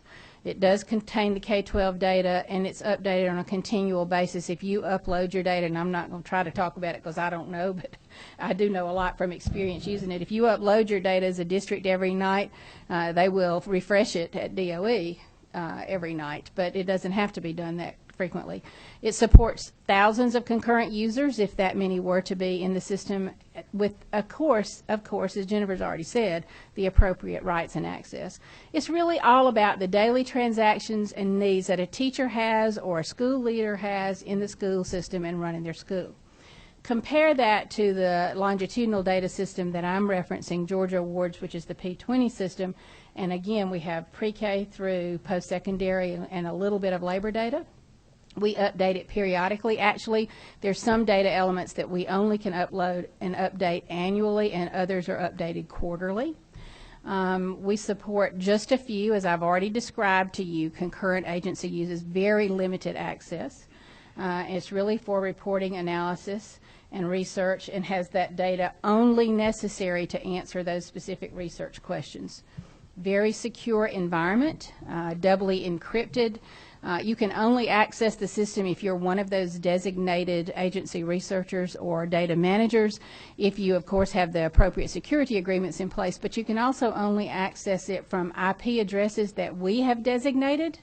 So even if I have access, I can't just walk up to any computer and log in. I have to use the very specific IP address, and I have to provide you with the credentials. It's not one of those systems where you can log on and create your own login kind of information, as well as being doubly encrypted in the transition between agencies and at rest in the warehouse. We store the data in the data warehouse at the University System of Georgia, so it's very well protected and very secure. The work was funded in large measure by the Race to the Top funds that Dr. Andrews spoke about. The idea of the P20 data system had been in development for a good while in Georgia, and the big challenge was how to get the work done. It was expensive work that required a lot of coordination in terms of naming data elements, data reports that would talk to each other across a number of agencies. You saw the list there. And the Georgia Race to the Top funds provided the money to act on the vision that already existed in Georgia for the system to help us inform our work and do our research to know the impact of our programs. We have built the system now. We are in the process of transitioning to what I call steady state. We will be maintaining. We're building the IRB process, the Internal Review Board process, because we know that we will begin to get research questions, and honestly have already started to get research questions from outside researchers. And we've been steadily turning those away because we're going to build a very secure process for reviewing those, and will only provide aggregate data in response to those when they are determined to be appropriate. The process that we're building in collaboration among all those agencies would be very similar to what you see at a university internal review board kind of process where there's a data request, and as Jennifer described, that the Department of Education uses. In terms of data to improve instruction, from our agency standpoint, we're really involved in 3 different ways. The report cards I'm going to go into in a little detail. You've already heard today about the CCRPI that DOE provides in terms of providing information back to the schools. We collaborate with them on that. And then the IE squared contracts I'll mention briefly. The report card, I'm going to skip this and go a little bit faster, is really become very dynamic. We're now able to update data 4 times a year in the report card as we get new and corrected data. We built the report card to run from data reports that we could produce within the Georgia award systems. Again, aggregate reports, same rule of 10, no reports given at all if the number in the report is 10 or fewer. But we are now transitioning the system a little bit. We built it to meet the reporting requirements that we have in law at the state level and the federal reporting requirements for public reports.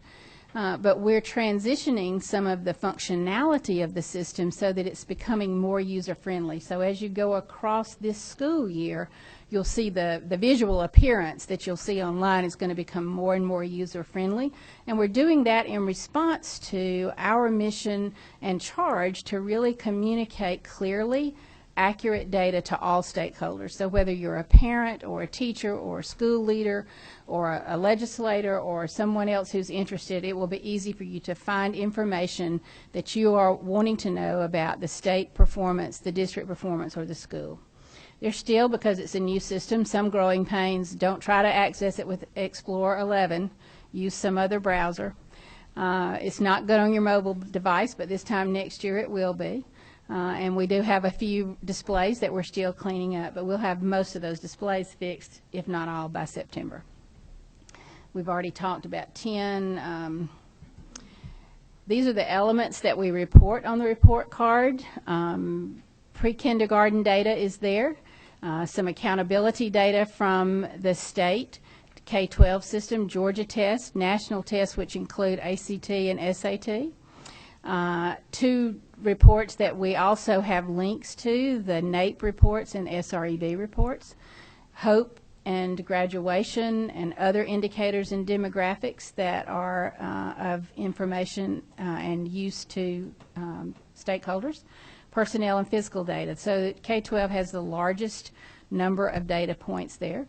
The university system and technical college system, really their data points reference successful completion of appropriate programs within the time frame that would be appropriate. So depending on the degree or certificate that's being earned, is it in a year and a half, 3 years, or is it a 2-year degree or 4-year degree?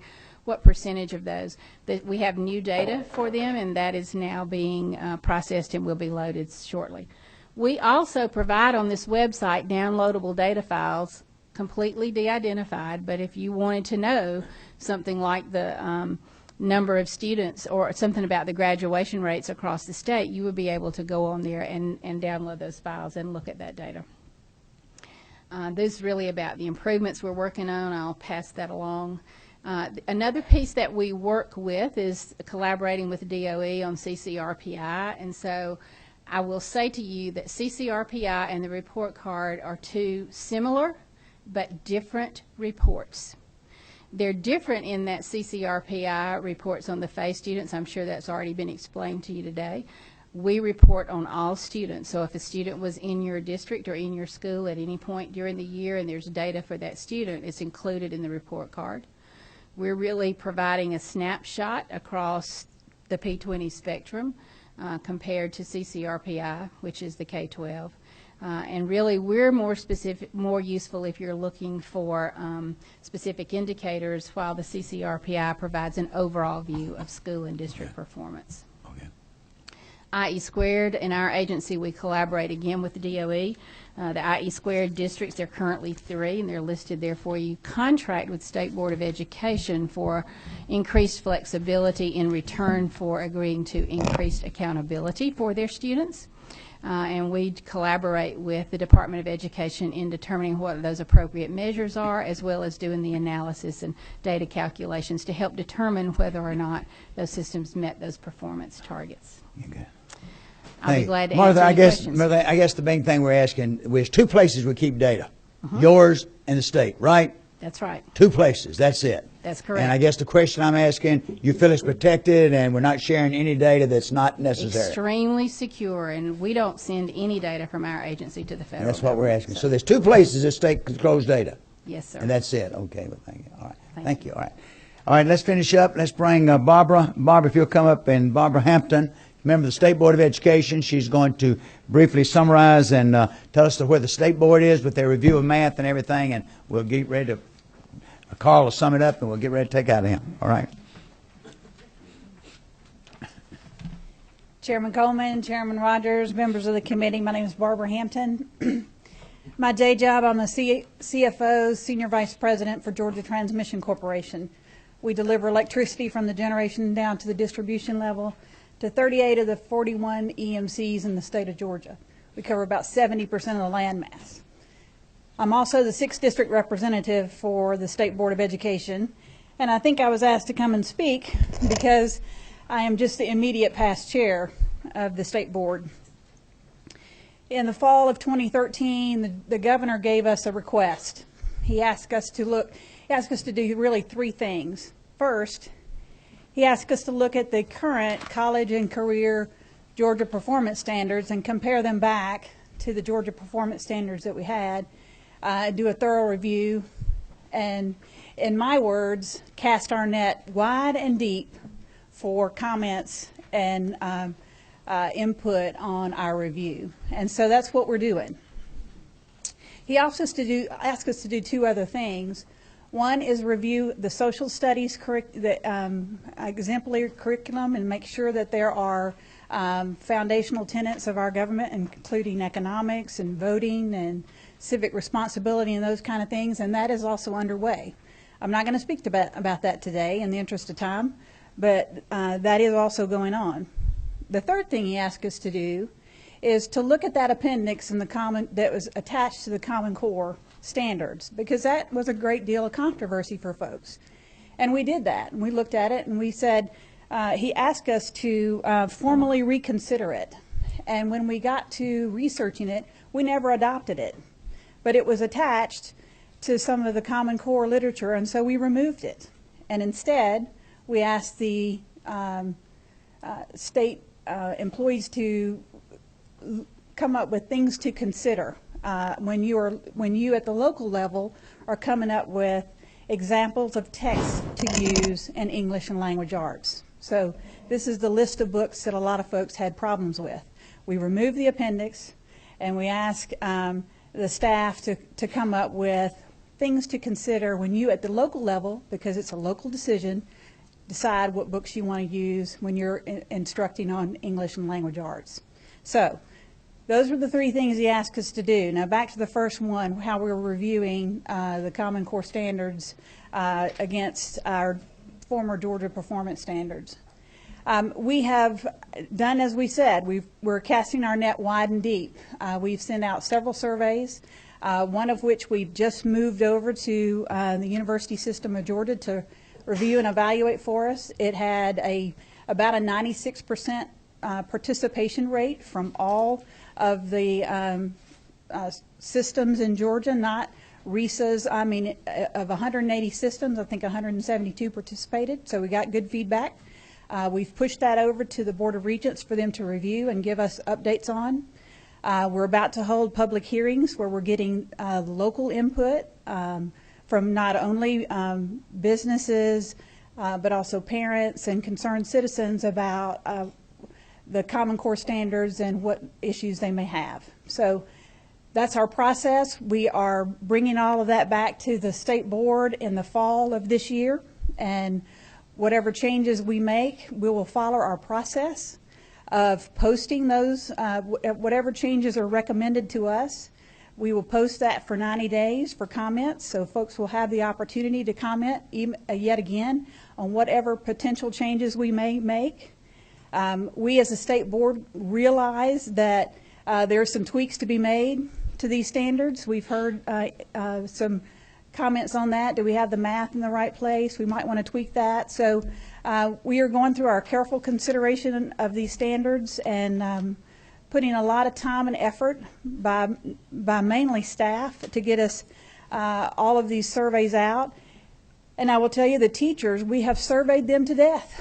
And so I see some head nods on that. I have a daughter that's a kindergarten teacher, and when I asked her about the survey, she said, you know, we get surveys all the time, and we're trying to teach. So that's a comment that we all ought to take into consideration. But we are casting our net wide and deep on Common Core standards. So I'll just stop there and ask for any questions. Are there any questions? You're doing a good job. The only thing I would like to say is I'd like to see it move up a little further. I'd love to see that's completed by the time the legislature starts. That'd be great. That maybe put a little pressure on. I hear you, but that's not going to happen. I know, and that's the thing that worries us. I'd love to see it go ahead before we start, where we can deal with it if we need to. All right, Carl is going to. We appreciate you coming, and Carl's going to talk about the next meeting, what you need to send to Courtney. And so, Carl. Yes, thanks, Mr. Chairman. Ladies and gentlemen, the next meeting will be at Georgia Gwinnett College, and I guess that's a Lawrenceville address. Yes, and we'll get the information. Lawrenceville, we'll get the information to you. If you want to get additional information to the staff, please do so. Courtney, your last name, Courtney? Gillum. And then we have Sheena Wright. And then Jan Brown is my administrative assistant. So they all have email addresses. We do ask you at the next meeting will be sometime the end of September, probably. August. Excuse me, August. I'm a month ahead. August will be at Georgia Gwinnett College. The meeting will start at 10 a.m. We will have lunch for the members of the committee, and it will go all day long. And dinner. And we will be served supper as well. So at the meetings, when there is public comment, we do require you to have a written presentation to us before you begin your speech, where we can have it part of the document. We don't need people just talking just to talk. We need that documentation to be part of the study committee. And in September, the meeting, Johnny Grant from Georgia College in Millersville will be in September. We'll have to pick a date, Johnny Grant, to do that. So probably be the latter part of September. And then we'll finish up either in Hall County or somewhere else. But right now it's Hall, but that can change. So that Carl, one thing we want to clarify, Courtney mentioned this. If you just want to make a comment, you're fine. If you're going to do a presentation, or if you're going to bring in a presenter, and y'all can bring in anybody you want to, but you need to have their presentation. But if you just get up and make one statement, let us have that comment, though. But let Courtney. Yeah. Well, it will be recorded as well, but we're not going to have a stenographer there to record your message. But it'd be better if we had something in a written form, Mr. Chairman. It would be, Carl, I agree. It'd be part of the document. Anyway, thank you for being here. Thank you for the committee members, and this concludes the meeting today. Thank you.